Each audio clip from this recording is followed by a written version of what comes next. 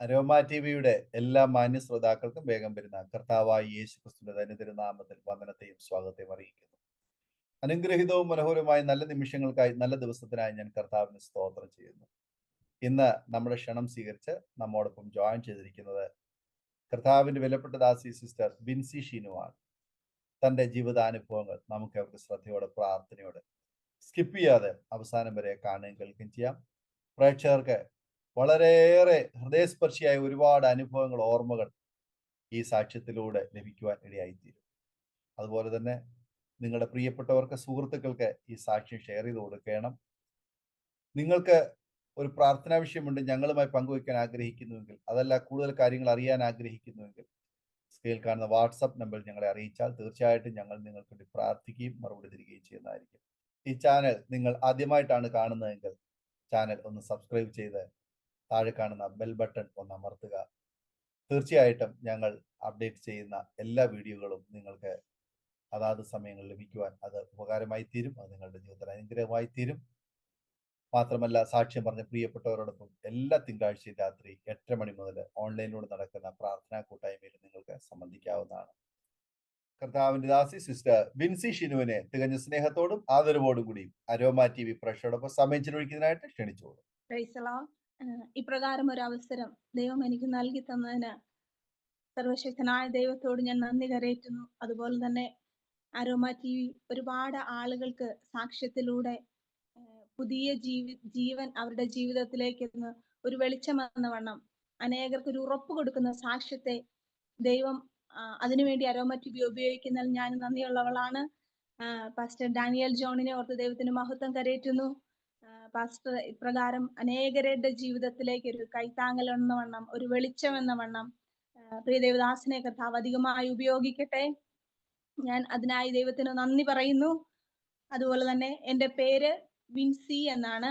എൻ്റെ ഹസ്ബൻഡിന്റെ പേര് പാസ്റ്റർ ഷിനു. ദൈവം ഞങ്ങൾക്ക് ഒരു കുഞ്ഞിനെ തന്നിട്ടുണ്ട്. കുഞ്ഞിന്റെ പേര് ഏബൽ ഷിനു എന്നാണ്. അവനിപ്പോൾ 2ാം ക്ലാസ്സിൽ പഠിക്കുന്നു. കർത്താവിന്റെ വേലയിലായിരിക്കുവാൻ ദൈവം സഹായിക്കുന്നു. ഞാൻ ഇപ്പോൾ ജോയിൻ ചെയ്യുന്നത് അടിമാലിയിൽ നിന്നാണ്. എൻ്റെ സ്വന്തം ഭവനത്തിൽ നിന്നാണ് ഞാൻ ജോയിൻ ചെയ്തിരിക്കുന്നത്. എൻ്റെ ബാല്യകാലത്തെ കുറിച്ച് പറയുകയാണെങ്കിൽ ഒരുപാട് ഓർമ്മകൾ, ഓരോ കുഞ്ഞു കുട്ടികളുടെയും ജീവിതത്തിൽ ഒരുപാട് ഓർമ്മകൾ തങ്ങി നിൽക്കുന്ന ഒരു കാലമാണ്. എനിക്കും അപ്രകാരമുള്ളൊരു ഒരുപാട് മധുരമുള്ളതൊന്നും അല്ലെങ്കിലും ഒരുപാട് ഓർമ്മകൾ എൻ്റെ ജീവിതത്തിലും ഉണ്ട്. വളരെ പാവപ്പെട്ട ഒരു കുടുംബത്തിൽ ജനിച്ച് എൻ്റെ മാതാവിന്റെയും പിതാവിന്റെയും വിവാഹത്തിന് ശേഷം ദൈവം അവർക്ക് കൊടുത്ത ആദ്യത്തെ തലമുറയായി ഈ ഭൂമിയിലേക്ക് വരുവാൻ ദൈവം എന്നെ ഇടയാക്കി.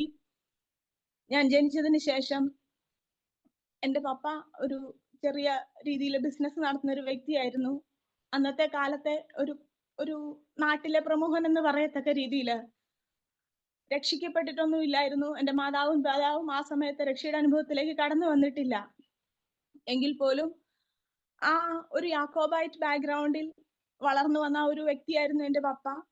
അപ്പൊ പപ്പയുടെ അമ്മയുടെയും വിവാഹ ജീവിതത്തില് ദൈവം കൊടുത്ത തലമുറയായ ഞാനും അപ്രകാരമുള്ളൊരു ജീവിതത്തിലേക്ക് ദൈവം എന്നെയും നടത്തി. ആ സമയങ്ങളില് അതിനുശേഷം എൻ്റെ പപ്പയുടെ ജീവിതത്തില് ബിസിനസിന്റെ തകർച്ചകളും ഒരുപാട് പ്രശ്നങ്ങളൊക്കെ ജീവിതത്തിൽ വന്നപ്പോഴും, ജീവിതത്തിൽ വല്ലാണ്ട് ഒറ്റപ്പെട്ടു പോയ സാഹചര്യത്തില് എൻ്റെ പപ്പ വല്ലാതെ കടം കയറി ഞങ്ങള് താമസിച്ചിരുന്ന ഇടുക്കി ജില്ലയിലെ ഇഞ്ചത്തൊട്ടി എന്ന് പറയുന്ന ഒരു സ്ഥലത്ത് നിന്ന് ആ ഒരു കാലഘട്ടത്തിൽ ഞാൻ 1ാം ക്ലാസ്സിൽ പഠിക്കുന്ന സമയത്ത് ഇവിടെ നിന്ന് പോയി. എങ്ങോടാ എന്താ എന്ന് ഞങ്ങൾക്ക് അറിയത്തില്ലാത്തൊരു സാഹചര്യത്തിൽ ഞാൻ 1ാം ക്ലാസ്സിൽ പഠിക്കുന്ന സമയത്ത് എനിക്കൊരു അനിയനും കൂടി ഉണ്ടായി. അതിനു മുമ്പ് ഒരു ബ്രദർ ഉണ്ടായിരുന്നു. പക്ഷെ ആ കുഞ്ഞ് മരിച്ചുപോയി. 3 മാസം പ്രായമുള്ളപ്പോൾ എൻ്റെ ആ സഹോദരൻ ഈ ലോകത്ത് നിന്ന് മാറ്റപ്പെട്ടു. അതിനുശേഷം സ്വർഗത്തിലെ ദൈവം എൻ്റെ മാതാപിതാക്കൾക്ക് ഒരു പൈതലിനെ കൂടി ദാനമായി കൊടുത്തു. അദ്ദേഹത്തിന്റെ പേര് ബിനു എന്നാണ്, എൻ്റെ സഹോദരൻ. ഞങ്ങൾ രണ്ടുപേരും മക്കളായിരിക്കുന്ന സമയത്ത് എൻ്റെ ബ്രദറിന് 1 വയസ്സ് പ്രായമുള്ളപ്പോൾ ഞങ്ങളുടെ പപ്പ എവിടേക്കെന്ന് അറിയാതെ ഒരു ദിവസം വീട്ടിൽ നിന്ന് ഇറങ്ങിപ്പോയി. എൻ്റെ അമ്മയോട് ഒന്നും പറഞ്ഞില്ല. രാത്രിയിൽ കിടന്നപ്പോൾ ഇങ്ങനെ എങ്ങോ പോകുന്നെന്ന കാര്യം മാത്രമായിട്ട് ചില സൂചനകൾ എന്നവണ്ണം മാത്രം പറഞ്ഞു. പിന്നെ ഞങ്ങളുടെ പപ്പ എവിടെ പോയെന്നോ എൻ്റെ മാതാവിനോ ഞങ്ങളുടെ ആ പ്രദേശത്തുള്ള ഒരു വ്യക്തികൾക്ക് പോലും അറിയത്തില്ലായിരുന്നു. വളരെയധികം പാവപ്പെട്ട ഒരു കുടുംബത്തിൽ ജനിച്ചു വളർത്തപ്പെട്ട ഒരു വ്യക്തിയാണ് എൻ്റെ മാതാവ്. വിവാഹത്തിന് ശേഷം പപ്പയുമായി ഒത്തൊരുമിച്ചുള്ള ജീവിതത്തില് ഒരുപാട് ബുദ്ധിമുട്ടുകളൊക്കെ എൻ്റെ അമ്മയ്ക്ക് നേരിട്ടെങ്കിലും ഞങ്ങളുടെ പപ്പ ഇവിടുന്ന് പോയതിന് ശേഷം എൻ്റെ അമ്മ ഈ വീടുകൾ കയറി ഇറങ്ങി ദൈവദാസന്മാര് സുവിശേഷം അറിയിക്കാനൊക്കെ വരുമായിരുന്നു. ആ ഒരു സമയത്ത് എൻ്റെ മാതാവ് യേശു കർത്താവിനെ രക്ഷിതാവും കർത്താവുമായി സ്വീകരിച്ചു. എൻ്റെ മാതാവ് സ്നാനപ്പെടുവാനിടയായി. അന്നു മുതൽ എൻ്റെ മാതാവിന് വിദ്യാഭ്യാസമില്ലാത്തൊരു വ്യക്തിയാണ്. ഒരു വാക്ക് പോലും വായിക്കുവാനോ എഴുതുവാനോ അറിയത്തില്ല. ആ പാവപ്പെട്ട ജീവിത സാഹചര്യങ്ങളിൽ ജനിച്ചു വളർത്തപ്പെട്ട എൻ്റെ മാതാവ് ബൈബിൾ വായിക്കാൻ ഇന്നും എൻ്റെ അമ്മയ്ക്ക് അറിയത്തില്ല. എങ്കിലും ഓരോ ദേവദാസന്മാര് പറഞ്ഞു കേൾക്കുന്ന വചനത്തിൽ വിശ്വസിച്ച് അത് ഹൃദയത്തിന്റെ ഉള്ളിൽ വല്ലാണ്ട് അങ്ങ് സ്റ്റോർ ചെയ്ത് അതിനെ വാക്തത്വം പോലെ ഉള്ളിൽ ഇങ്ങനെ ആക്കി വെക്കുന്ന ഒരു മാതാവാണ് എൻ്റെ മാതാവ്. അതിൽ മാത്രം അടിയുറച്ച് വിശ്വസിച്ച് എൻ്റെ മാതാവ് മുൻപോട്ടുള്ള ജീവിതം ഞങ്ങൾ 2 കുഞ്ഞുങ്ങളെയും കൊണ്ട് ഒറ്റയ്ക്ക് താമസിക്കാൻ തുടങ്ങി. എൻ്റെ മാതാവിന്റെ വീടിന്റെ അടുത്ത് തന്നെ ഒരു കുറച്ച് സ്ഥലം ഞങ്ങൾക്കുണ്ടായിരുന്നു. അവിടെ ഒരു ചെറിയ കുടില് വണ്ണം ഓല മറച്ചിട്ട് പുല്ല് മേഞ്ഞ ഒരു വീട്ടില് ഞങ്ങൾ 3 പേര് താമസിച്ചുകൊണ്ടിരുന്നു. ഞാൻ ഇപ്പോഴും ഓർക്കുന്നുണ്ട്. മഴ പെയ്യുമ്പം ഞങ്ങളുടെ വീടിന്റെ മണ്ണ് കൊണ്ടുള്ള തറയാണ്. ഉള്ളിൽ കൂടെ വെള്ളം കയറി ഒഴുകുമായിരുന്നു. രാത്രിയിലൊക്കെ കിടക്കുന്ന സമയത്ത് അമ്മ നടുക്ക് കിടന്നിട്ട് ഞാനും എൻ്റെ സഹോദരനും അപ്പുറം ഇപ്പുറയും കിടക്കും. അപ്പൊ എൻ്റെ അമ്മ ഇങ്ങനെ ഉറങ്ങാതെ കിടക്കുന്ന രാത്രികളിൽ ഞാൻ കണ്ടിട്ടുണ്ട്. ചന്ദ്രന്റെ വെളിച്ചം ഞങ്ങളുടെ വീടിന്റെ ഉള്ളിലോട്ട് കയറും. ഈ പുല്ല് മേഞ്ഞ ആ ഭാഗം പോയിട്ട് ആ വെളിച്ചം ഞങ്ങളുടെ ഉള്ളിലോട്ട് കയറി വരുമായിരുന്നു. അന്നൊക്കെ ഞാനിങ്ങനെ ചിന്തിച്ചിട്ടുണ്ട്, ദൈവമേ ഞങ്ങൾക്ക് നല്ല ഒരു മേൽക്കൂരയുള്ള ഒരു വീട് കിട്ടുമോ? പല വീടുകളുടെയും ചിമ്മിനി എന്നൊരു അടുക്കളയുടെ ചിമ്മിനി ഭാഗം കാണുമ്പോൾ ഞാൻ ഇങ്ങനെ ചിന്തിക്കും, ഇങ്ങനെ ഒരു ചിമ്മിനിയുള്ള ഒരു അടുപ്പില് തീ കത്തിക്കാൻ ഞങ്ങൾക്ക് സാധിക്കുമെന്ന്. ഇന്നത്തെ കുഞ്ഞുങ്ങൾക്ക് വളരെ ആധുനികമായ രീതിയിലുള്ള കിച്ചണൊക്കെ കാണുമ്പോൾ എന്റെ ചെറിയ പ്രായത്തില് എനിക്കിപ്പോ 35 വയസ്സാണുള്ളത്. എങ്കിൽ പോലും അന്ന് എന്റെ ആഗ്രഹം ചിമ്മിനിയുള്ള ഒരു അടുപ്പെങ്കിലും ഞങ്ങൾക്ക് കിട്ടുക എന്നായിരുന്നു. അതുപോലെ ഒരുപാട് ഒന്നുമില്ലാത്തൊരവസ്ഥയിൽ ജീവിച്ചു വളർന്ന ഒരു വ്യക്തിയാണ് ഞാന്. എന്റെ പപ്പയ്ക്ക് ബിസിനസ് ഉണ്ടായിരുന്നു ഞാൻ പറഞ്ഞു. ഒരുപാട് പൈസയും ഞാൻ കണ്ടിട്ടുണ്ട്. പക്ഷെ അതൊക്കെ എവിടെ ചെലവഴിക്കണമെന്ന് അറിയില്ലാത്തൊരു വ്യക്തിയായിരുന്നു എന്റെ പിതാവ്. പ്രത്യേകിച്ചും അദ്ദേഹം കർത്താവിന്റെ രക്ഷിതാവും കർത്താവുമായി സ്വീകരിച്ചിട്ടുണ്ടായിരുന്നില്ല. അതിനുശേഷം എൻ്റെ അമ്മ കൂലിപ്പണിക്ക് പോയി. ഒരുപാട് പണി എൻ്റെ അമ്മ ചെയ്തിട്ടുണ്ട്. വീടുകളില് വീട്ടുജോലിക്ക് പോയിട്ടുണ്ട്. പാറ പൊട്ടിക്കുന്നിടത്തുനിന്ന് കല്ല് ചുമന്നുകൊണ്ട് വരുന്ന ഒരു അമ്മേനെ ഞാൻ ഓർക്കുന്നുണ്ട്. പറമ്പിലെ പണികൾക്ക് പോകും. എന്ത് പണി കിട്ടിയാലും ഞങ്ങളെ പഠിപ്പിക്കണം എന്നൊരു ആഗ്രഹം ഉള്ളിലുള്ളത് കൊണ്ട് ഇതിന്റെ എല്ലാം ഇടയ്ക്ക് ആത്മീയ കാര്യങ്ങൾക്ക് വേണ്ടി സമയം കണ്ടെത്തുന്ന ഒരു മാതാവായിരുന്നു. ഞങ്ങൾ താമസിച്ചിരുന്ന സ്ഥലം ഇപ്പോഴും ഞങ്ങൾക്ക് അവിടെ സ്ഥലമുണ്ട്. ഇഞ്ചത്തൊട്ടി എന്ന് പറയുന്നതാണ് ഇടുക്കി ജില്ലയിലെ ഒരുപാട് ഉള്ളിലോട്ട് കയറിയ ഒരു സ്ഥലമാണ്. ആ ഒരു സ്ഥലപ്പേര് പറഞ്ഞാൽ പോലും ഒരു പക്ഷെ ഒരു വ്യക്തികൾക്കും അറിയത്തില്ലായിരിക്കാം. എങ്കിൽ ഒരുപാട് ആൾതാമസം ഒന്നും ഇല്ലാത്ത സ്ഥലമാ. എങ്കിലും അവിടെ ഉള്ള ഒരു 2-3 കിലോമീറ്റർ ചുറ്റളവിലുള്ള എല്ലാ മനുഷ്യരും ഞങ്ങളുടെ സ്വന്തം കുടുംബക്കാരും ഞങ്ങളുടെ സ്വന്തക്കാരും എന്ന വണ്ണം ഞങ്ങളെ കരുതിയ വ്യക്തികളാണ്. ഒരുപാട് സ്നേഹത്തോടും അടുത്തടുത്തുള്ള വീടുകളൊക്കെ ഞങ്ങളുടെ സ്വന്തം വീട് പോലെ. രാവിലെ എൻ്റെ അമ്മ ജോലിക്ക് പോകുന്ന സമയത്ത് ഞങ്ങൾ അയൽവക്കത്ത് ഏതെങ്കിലുമൊക്കെ വീടുകളിലായിരിക്കും. ഞങ്ങളുടെ കസിൻ സിസ്റ്റേഴ്സും ബ്രദേഴ്സും ഉണ്ട്. ഞങ്ങൾ ഒരുമിച്ച് അതിലൂടെ എല്ലാം കളിച്ച് അങ്ങനെ വളർന്ന ഒരു കുട്ടിക്കാലമാണ് എൻ്റെ ഓർമ്മയിലുള്ളത്. ഒരുപാട് ബുദ്ധിമുട്ടുകൾ ജീവിതത്തിൽ വന്നിട്ടുണ്ട്. പക്ഷെ ദൈവത്തിന്റെ മഹത്വം എന്ന് പറയട്ടെ, ഒരു ദിവസം പോലും പട്ടിണി കിടക്കാൻ എൻ്റെ ദൈവം എന്നെ സമ്മതിച്ചിട്ടില്ല. എന്തെങ്കിലുമൊക്കെ ഭക്ഷണ പദാർത്ഥങ്ങൾ ദൈവം ഞങ്ങൾക്ക് വേണ്ടി ഒരുക്കിയിട്ടുണ്ട്. ഒരുപാട് കുഞ്ഞുങ്ങളുടെ സാക്ഷ്യം കേൾക്കുമ്പോൾ അവർ ചെറുപ്പകാലത്ത് അനുഭവിച്ച പട്ടിണികളെ കുറിച്ചൊക്കെ പറയുമ്പോൾ ഞാനിങ്ങനെ ചിന്തിക്കും, ഒത്തിരി ഒന്നും ഉണ്ടായിരുന്നിട്ടല്ല, എന്നാൽ പോലും പട്ടിണി കിടക്കാതെ ദൈവം ഞങ്ങളെ ഇതുവരെ കൊണ്ടെത്തിച്ചു. അത് ദൈവനാമ മഹത്വം എന്നല്ലാതെ മറ്റൊന്നും എനിക്ക് പറയാനില്ല. ഞാൻ ഇപ്പോഴും ഓർക്കുന്നുണ്ട്, പണിക്ക് പോയിട്ട് തിരിച്ചു വരുമ്പം ഈ 4 മണിക്കൊരു അന്നൊക്കെ 5 മണി വരെയാണ് പണി കൂലിപ്പണിക്ക് പോകുന്ന സമയത്ത്.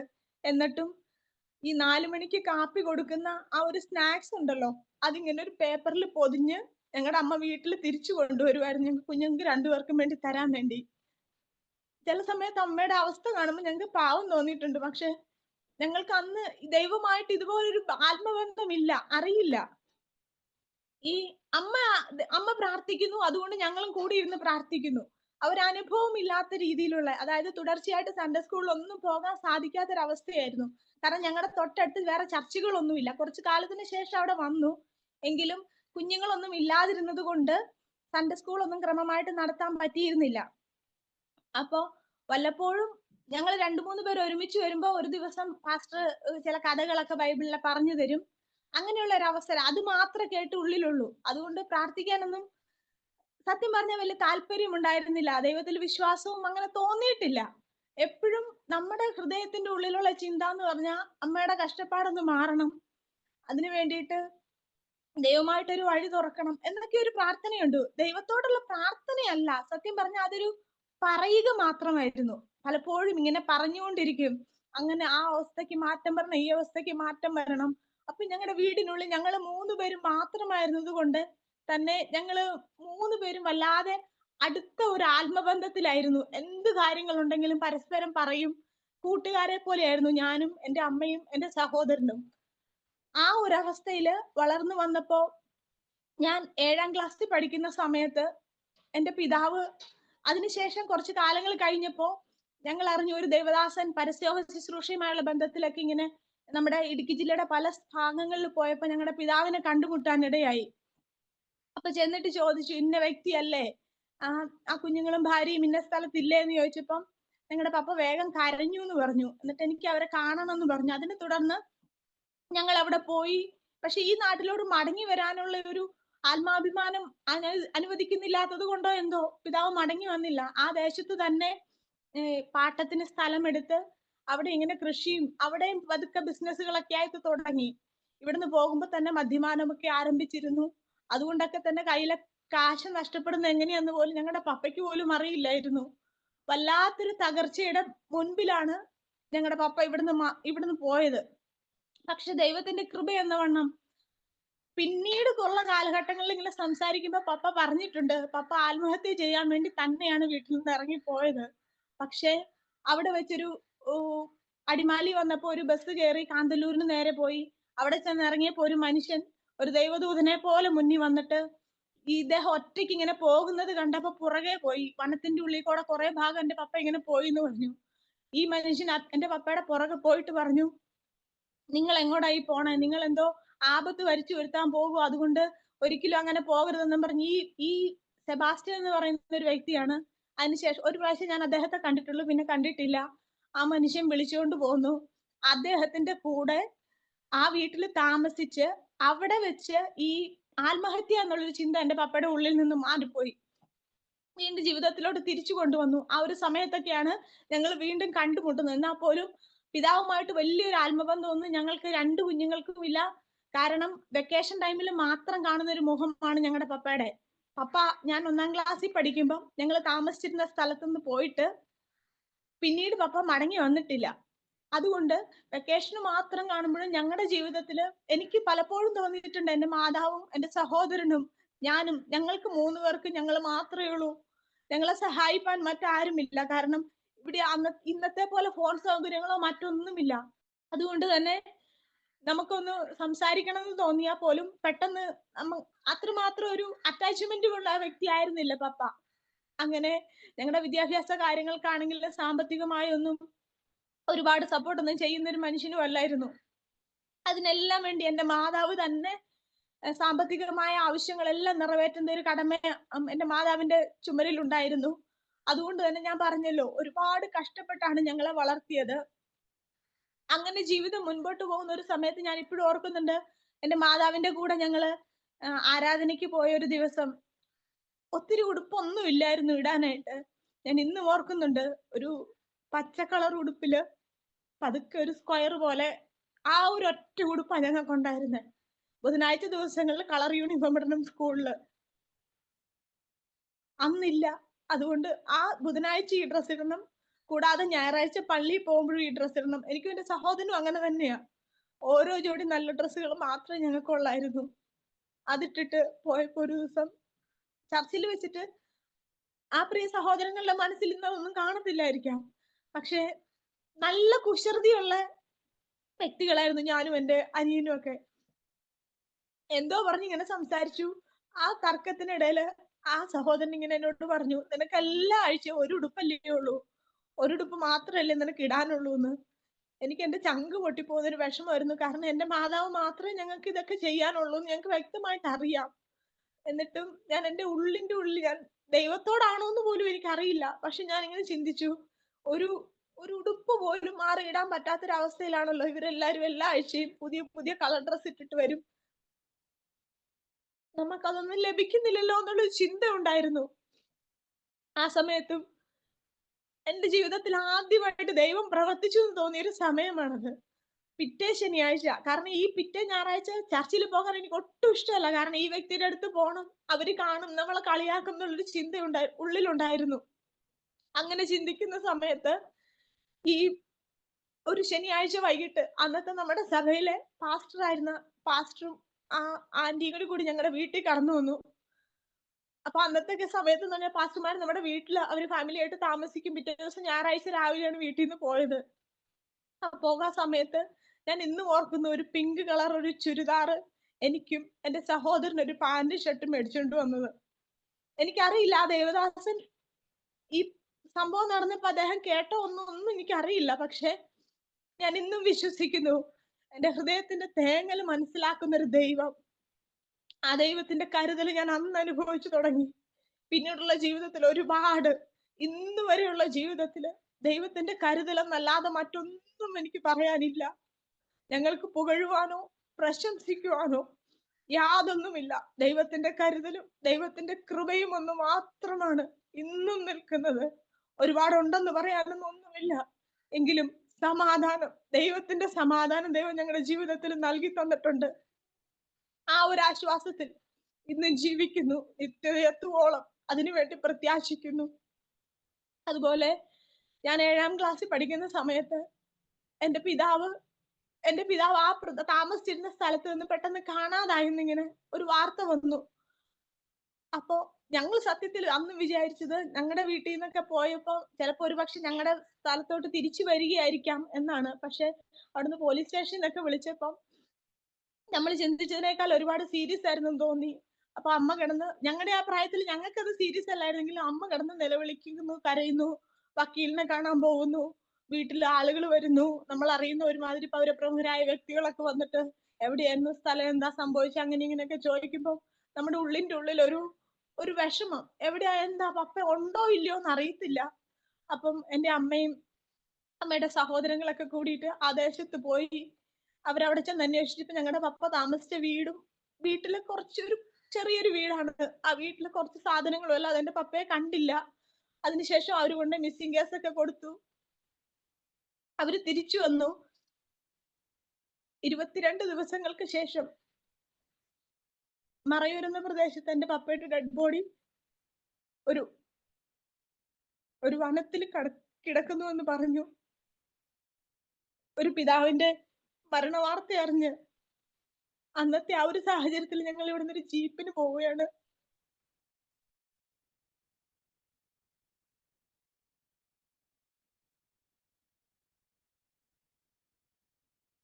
ഒരു മക്കളുടെ അവസാന ഒരു അവകാശം എന്ന് പോലും, അതായത് ഒരു നോക്ക് കാണാൻ ഞങ്ങൾക്ക് സാധിച്ചില്ല പിതാവിനെ. കാരണം ആ ഒരു അവസ്ഥയിലായിരുന്നു ഞങ്ങളുടെ പിതാവിന്റെ ശവശരീരം ഉണ്ടായിരുന്നത്.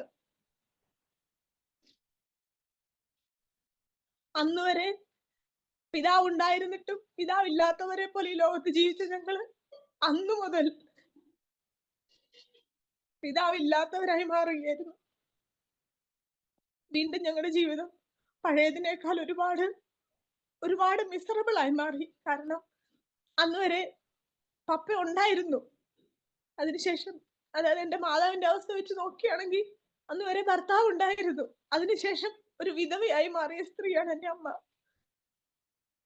ജീവിതത്തിന്റെ പലവിധ സാഹചര്യങ്ങളിലും എന്റെ മാതാവിന് പുതിയ കല്യാണം കഴിക്കാനൊക്കെ ആയിട്ടുള്ള ആലോചനകളൊക്കെ വന്നപ്പോഴും ഞങ്ങളെ നോക്കേണ്ട ഉത്തരവാദിത്തം വലിയതായുള്ളതുകൊണ്ട്, എന്റെ മാതാവിന് വിദ്യാഭ്യാസം ഇല്ലാത്തത് കൊണ്ടും ഞങ്ങൾ 2 മക്കളെയും പഠിപ്പിക്കണമെന്ന ആഗ്രഹം ഭയങ്കരമായിട്ടുണ്ടായിരുന്ന ഒരു വ്യക്തിയായിരുന്നു എന്റെ മാതാവ്. അതിനുവേണ്ടി വളരെയധികം കഠിനാധ്വാനം ചെയ്തു. ഒരു ദിവസം പോലും വെറുതെ ഇരിക്കുന്ന അമ്മയെ ഞാൻ കണ്ടിട്ടില്ല. ഇപ്പോഴാണെങ്കിലും 57 വയസ്സാകുന്ന എന്റെ അമ്മയ്ക്ക്, എങ്കിൽ പോലും ഒരു ദിവസം പോലും വീട്ടിൽ ഞങ്ങളൊന്ന് വെറുതെ ഇരിക്കാൻ പറഞ്ഞാൽ പോലും ഓടി നടന്ന് ഓരോ ജോലികളൊക്കെ ചെയ്യുന്ന അമ്മയാണ്. ആ സമയത്ത് എന്റെ മാതാവും ജീവിതത്തിൽ ഒരുപാട് ഒറ്റപ്പെട്ടു പോയ സാഹചര്യങ്ങൾ ഒരുപാട് സംഭവിച്ചിട്ടുണ്ട്. ഇന്നത്തെ സമൂഹത്തിൽ എല്ലാവർക്കും അറിയാം. 2 കൊച്ചു കുഞ്ഞുങ്ങളെയും കൊണ്ട് ഒരു യൗവനക്കാരി ഒറ്റപ്പെട്ടു പോകുമ്പോൾ അഭിമുഖീകരിക്കുന്ന ഒരുപാട് പ്രശ്നങ്ങൾ, അതിലൂടെ എല്ലാം എന്റെ മാതാവ് കടന്നുപോയി. പക്ഷെ എനിക്ക് തോന്നുന്നു എന്റെ മാതാവ് വിശ്വസിച്ച സ്വർഗത്തിലെ ദൈവം എന്റെ മാതാവിന് ശക്തിയും സമാധാനവും കൊടുത്ത് ഒറ്റയ്ക്കാണെങ്കിലും ഒരുമിച്ച് നിൽക്കുവാൻ ദൈവം ഞങ്ങളെ സഹായിച്ചു. അതിനുശേഷം ഞങ്ങളുടെ വിദ്യാഭ്യാസം ഇങ്ങനെ തുടർന്നുകൊണ്ടിരിക്കുമ്പോ 7ാം ക്ലാസ് കഴിഞ്ഞതിന് ശേഷം എന്റെ പിതാവ് മാറ്റപ്പെട്ടത് കൊണ്ട് ഞങ്ങൾക്ക് എന്റെ മാതാവിന് സ്ഥിരമായ ഒരു ജോലി ഞങ്ങൾ താമസിക്കുന്ന സ്ഥലത്ത് കിട്ടില്ല. കാരണം കൂലിപ്പണികളൊന്നും ഒരുപാട് അങ്ങനെ ഇല്ല ആ സാഹചര്യത്തില്. അന്നേരം എന്റെ മാതാവ് മറ്റ് വീട്ടുജോലികൾക്കും പുറത്തുള്ള പണിക്കും അങ്ങനെ ഞങ്ങൾ ഓർഫണേജിൽ നിന്ന് വളർന്നു. അങ്ങനെ മാതാവ് പോയ സമയത്ത് അതായത് നമ്മുടെ ആരാധനയ്ക്ക് പ്രാമുഖ്യം കൊടുക്കുന്ന രീതിയിലുള്ള ഓർഫണേജുകളിലായിരുന്നു ഞങ്ങൾ വളർന്നത്. അതുകൊണ്ട് തന്നെ ആ ഒരു സമയത്തൊക്കെ എന്റെ അമ്മയോട് പറയാനുള്ള ഒരുപാട് കാര്യങ്ങൾ ഞാൻ ദൈവത്തോട് പറഞ്ഞു തുടങ്ങി. പ്രാർത്ഥനയായിട്ടല്ല, പറയാൻ തുടങ്ങി. എനിക്ക് ഇന്ന ആഗ്രഹമുണ്ട്, എനിക്ക് എന്റെ അമ്മയെ കാണണമെന്ന് പോലും.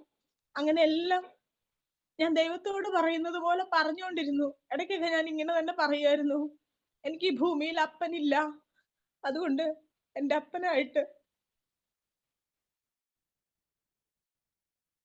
അപ്പനായിട്ട് സ്വർഗത്തിലെ കർത്താവ് മാത്രമേ ഉള്ളെന്ന് ഞാൻ പറയായിരുന്നു. എന്റെ ജീവിതത്തിൽ ഇന്ന് വരെ ഞാൻ അനുഭവിക്കുന്ന സകല സമാധാനവും സൗഭാഗ്യവും എന്റെ അപ്പന്റെ ദാനമെന്ന് മാത്രമേ ഞാൻ പറയൂ. അതിനെനിക്ക് സാധിക്കൂ. ആ ഒരു സമയത്ത് ഒരു ടീനേജിലേക്ക് കടന്ന ഒരു സമയത്ത് +1 +2 ഒക്കെ എത്തി. 10ാം ക്ലാസ്സിൽ ദൈവം സഹായിച്ച് ഒരുപാട് മാർക്കൊന്നും ഇല്ലെങ്കിലും ഒരുവിധം നല്ല മാർക്കോട് ദൈവം എന്നെ ജയിപ്പിച്ചു. ഞങ്ങളുടെ ജീവിതം മുൻപോട്ട് കടന്നു പോയപ്പോ +1ന്റെ സമയത്ത്, +1ൽ പഠിക്കുന്ന സമയത്ത് ഈ ദൈവത്തിൽ അടിയുറച്ച വിശ്വാസം ഇല്ലാത്തത് കൊണ്ടാണോ അതെയോ ജീവിതത്തോടുള്ള സീരിയസ്നെസ് എവിടെയോ നഷ്ടപ്പെട്ടു പോയത് കൊണ്ടാണോ എന്ന് അറിയത്തില്ല, എന്റെ ജീവിതത്തിൽ ഒരു സ്നേഹബന്ധം കടന്നു വന്നു. അതെന്നെ ദൈവത്തിൽ നിന്ന് വളരെയധികം അകറ്റി മാറ്റി. കാരണം സത്യം പറയാലോ, എന്റെ മനസ്സില് ഇങ്ങനെയാണെങ്കിൽ നമുക്ക് ഒരു വ്യക്തിയെ ക്രിസ്തുവിന് നേടാമെന്നൊരു ചിന്തയായിരുന്നു. അതൊരു വലിയ മിഥ്യാബോധമെന്ന് പിന്നീടാണ് എനിക്ക് മനസ്സിലായത്. പക്ഷെ ആ ഒരു സമയം കൊണ്ട് എന്റെ ജീവിതത്തിന്റെ കൺട്രോൾ എന്റെ കയ്യിൽ നിന്ന് പോയി. ഒരു +2 കഴിഞ്ഞ ഒരു സമയത്ത് ഞാൻ എന്തോ ഒരു പാവ പോലെ, മറ്റാരോ പറയുന്നത് അതുപോലെ അനുസരിക്കുന്ന ഒരു പാവ പോലെയായി മാറി. എനിക്ക് പ്രാർത്ഥിക്കാൻ സമയമില്ല, ഞാൻ പ്രാർത്ഥിക്കുന്നത് ആ വ്യക്തിക്ക് ഇഷ്ടമല്ല, അതുകൊണ്ട് ഞാൻ പ്രാർത്ഥിക്കാണ്ടായി. പക്ഷെ എന്തോ ആരാധനയ്ക്കൊക്കെ പോകും, എല്ലാ ഞായറാഴ്ചയും ആരാധനയ്ക്ക് എന്റെ മാതാവിന്റെ കൂടെ പോവുകയും ചെയ്യും. ഈ സമയത്ത് ആ ഒരു സമയത്ത് ഒരു ദിവസം ഞാനിങ്ങനെ ചിന്തിച്ചു, സ്നാനത്തെ കുറിച്ച് ഒരു ദേവദാസൻ ക്ലാസ് എടുത്തപ്പം എനിക്ക് സ്നാനപ്പെടണം, കർത്താവ് വന്നാൽ ഞാൻ കൈവിടപ്പെട്ടു പോരുതല്ലോ എന്നൊരു ചിന്ത എന്റെ ഉള്ളിൽ ഉണ്ടായതുകൊണ്ട് ഞങ്ങളുടെ സഭയിലെ പാസ്റ്റർ KM ജോസിനോട് ഞാനിങ്ങനെ പറഞ്ഞു, എനിക്ക് സ്നാനപ്പെടണം. അപ്പൊ പാസ്റ്റർ എന്നോട് പറഞ്ഞു, ഇപ്പൊ വേണ്ട, കുറച്ച് കഴിയട്ടെ എന്ന് പറഞ്ഞു. പക്ഷെ എന്നാ പോലും എന്റെ കണ്ടിന്യൂസ് ആയിട്ടുള്ള ഈ ഒരു നിർബന്ധം കൊണ്ട് പാസ്റ്റർ പറഞ്ഞു, ഓക്കെ, നമുക്ക് നമ്മുടെ സഭയിലുള്ള കുഞ്ഞുങ്ങളുടെ സ്നാനം ക്രമീകരിക്കാന്ന് പറഞ്ഞു. അങ്ങനെ ആ സ്നാന ശുശ്രൂഷ കഴിഞ്ഞ അന്ന് മുതൽ എനിക്കറിയില്ല ദൈവദാസനെ, ഈ വ്യക്തിക്ക് എന്നോട് ഭയങ്കര ദേഷ്യം. ഒരു കുഞ്ഞു കാര്യം പറഞ്ഞാൽ പോലും എന്നോട് ഭയങ്കരമായിട്ട് ദേഷ്യപ്പെടുന്നു. ഞാൻ സ്നാനപ്പെട്ട് എന്തോ ആ ഒരു രീതിയിലൊക്കെ എന്നോട് സംസാരിച്ചു തുടങ്ങി. അപ്പോ എനിക്ക് തോന്നി ഇത് ശരിയാവില്ല. കാരണം എന്റെ മൈൻഡിനെ എനിക്ക് കൺട്രോൾ ചെയ്യാൻ പറ്റുന്നില്ല. മാത്രമല്ല എന്റെ മാതാവുമായിട്ടുള്ള ആ ഒരു സ്നേഹബന്ധത്തിൽ നിന്നൊക്കെ ഞാൻ ഒത്തിരി അകന്നു. ഒരു കുഞ്ഞു കാര്യം പോലും എന്റെ മാതാവിനോട് പറഞ്ഞുകൊണ്ടിരുന്ന ഞാൻ എന്റെ മാതാവുമായിട്ടുള്ള ആ ഒരു സ്നേഹബന്ധത്തിൽ നിന്നൊക്കെ അകന്നു. എന്റെ ജീവിതം വളരെയധികം ഐസൊലേറ്റഡ് ആയിപ്പോയി. എന്റെ സഹോദരനും ഞാനും വളരെയധികം കൂട്ടുകാരായിരുന്നു. എന്നിട്ട് പോലും ഞാനും അവനും ഒരു വീട്ടില് പരസ്പരം മിണ്ടാതെ നടക്കുന്ന അനുഭവങ്ങളൊക്കെ വന്നു. ഇതൊക്കെ എന്റെ ജീവിതത്തിൽ ഭയങ്കരമായിട്ട് എന്നെ വേദനിപ്പിച്ചു. ആ സമയത്ത് ഞാൻ ഒരു പ്രാവശ്യം എനിക്ക് നല്ല ദേഷ്യം വന്നു. ഭയങ്കര ദേഷ്യമുള്ള വ്യക്തിയായിരുന്നു ഞാന്.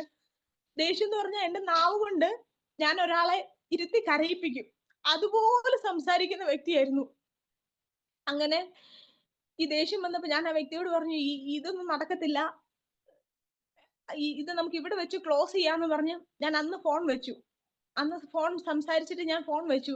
പിന്നെ എന്നെ വിളിച്ചു, പക്ഷെ ഞാൻ എടുത്തില്ല കേട്ടോ. എനിക്ക് ആ ഒരു ബന്ധം കണ്ടിന്യൂ ചെയ്യാൻ ഒരു താല്പര്യമില്ലായിരുന്നു.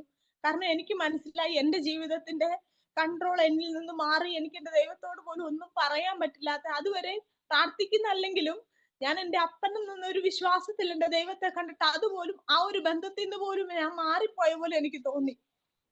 അങ്ങനെ ആ ഒരു സമയത്ത് ദൈവം ഓരോ പടിപടിയാ എന്നെ മടക്കിക്കൊണ്ടുവരുന്നത് ഞാൻ അറിഞ്ഞു. ഞാൻ അവിടെ വെച്ച് പ്രാർത്ഥിക്കാൻ തുടങ്ങി. അങ്ങനെ ഞാൻ പറഞ്ഞല്ലോ, എന്റെ സഹോദരനുമായിട്ട് ഒരു ഒരു സ്നേഹബന്ധത്തിൽ നിന്ന് ഒരുപാട് അകന്ന സമയത്ത് ഞാൻ ഇങ്ങനെ കരഞ്ഞ് വല്ലാതെ വേദനിച്ച് ഒരു പ്രാവശ്യം എന്റെ വീട്ടിൽ ആരും ഇല്ല അന്ന്. അപ്പൊ എന്റെ സഹോദരൻ എന്നോട് ഒരുപാട് വഴക്ക് പറഞ്ഞു. ഒരുപാട് എനിക്ക് മനസ്സിന് വേദന തോന്നിയിട്ട് ഞാനിങ്ങനെ ചിന്തിച്ചു, ദൈവമേ, എനിക്ക് ഈ ലോകത്ത് അപ്പനില്ല, അമ്മയും സഹോദരൻ ഉണ്ടായിരുന്നു, പക്ഷെ അവരോടുള്ള സ്നേഹബന്ധത്തിൽ പോലും എനിക്കൊരു ആത്മാർത്ഥത പറ്റുന്നില്ല. അതുകൊണ്ട് ഞാൻ ഈ ലോകത്ത് ഇല്ലാതിരുന്ന അതാണ് ഏറ്റവും നല്ലത്. എന്റെ മാതാവും സഹോദരനെങ്കിലും സന്തോഷത്തോടെ സമാധാനത്തോടെ ജീവിക്കും. എന്നെ എന്നെ ഇഷ്ടപ്പെടുന്ന, എന്നെ സ്നേഹിക്കുന്ന ഒരുപാട് നാട്ടുകാരുണ്ടായിരുന്നു അവിടെ. അവർക്ക് പോലും ഞാൻ അവരെ കണ്ടില്ലെങ്കിൽ ഇങ്ങനെ നടന്നു പോകുന്ന സമയത്ത് എന്നെ വിളിച്ച് സംസാരിച്ചുകൊണ്ടിരുന്ന ഒരുപാട് കൂട്ടുകാരെ പോലും ഞങ്ങളെ കരുതുന്ന ഞങ്ങളുടെ പ്രിയപ്പെട്ട നാട്ടുകാർ പോലും എന്നോട് മിണ്ടാത്ത അവസ്ഥ വന്നു ഈ ഒരു പ്രശ്നത്തിന്റെ പേരില്. കാരണം അവർക്ക് എന്നെ അറിയാം.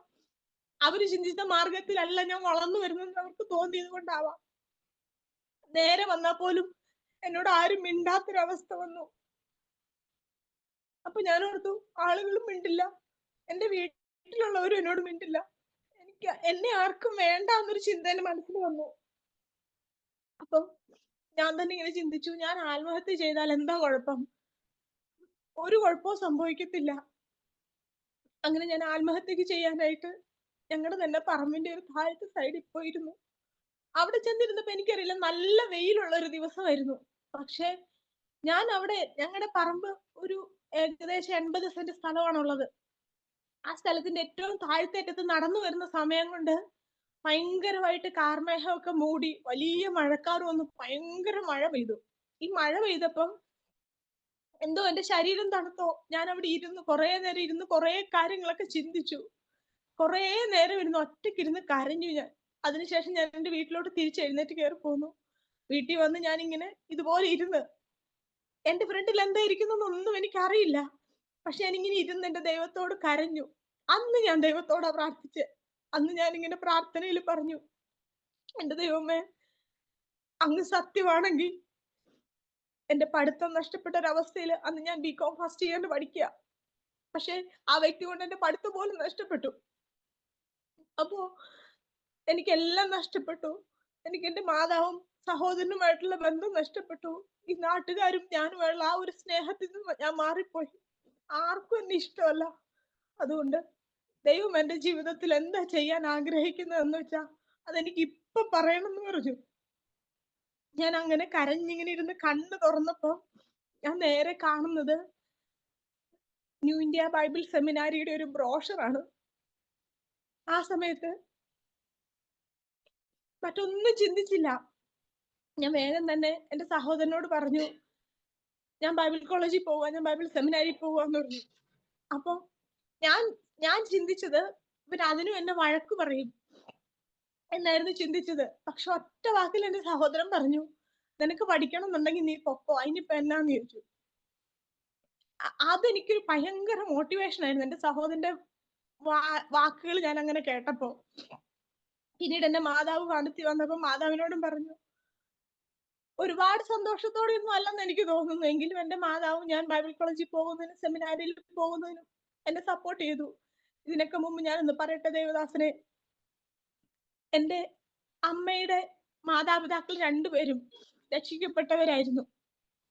ആ പിതാവ് എപ്പോഴും പറയുമായിരുന്നു, കുഞ്ഞെ നീ 10ാം ക്ലാസ് കഴിഞ്ഞ് നീ ബൈബിൾ കോളേജിൽ പോണെന്ന്. അപ്പൊ എന്റെ ചാച്ചനോട്, ഞാൻ ചാച്ചനെ വിളിക്കുന്നത്, ചാച്ചനോട് ഞാനിങ്ങനെ തമാശയായിട്ട് പറയും, ബാക്കിയുള്ളവരുടെ മുമ്പിൽ കൈ നീട്ടാനായിട്ട് ഞാൻ പോകത്തില്ല, എനിക്കത് പറ്റത്തില്ല, ഞാൻ പോകത്തില്ല, ഞാൻ എന്തെങ്കിലും ജോലി ചെയ്തോളാം, വേണമെങ്കിൽ കഷ്ടപ്പെടുന്ന ആരെങ്കിലും ഞാൻ സഹായിച്ചോളാം, ഞാൻ സുവിശേഷ വേലയ്ക്കൊന്നും പോകത്തില്ല ചാച്ചാന്ന് പറയുമായിരുന്നു.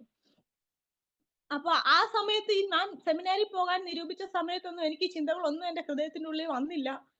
പക്ഷെ ഞാൻ പോകുവാന്ന് പറഞ്ഞപ്പോ ആ ചാച്ചൻ എന്നോട് പറഞ്ഞു, നിന്നോട് ഞാൻ പണ്ടേ പറയില്ലായിരുന്നോ നീ സുവിശേഷ വേലയ്ക്കുള്ളോളാന്ന് എനിക്കറിയാമെന്ന്.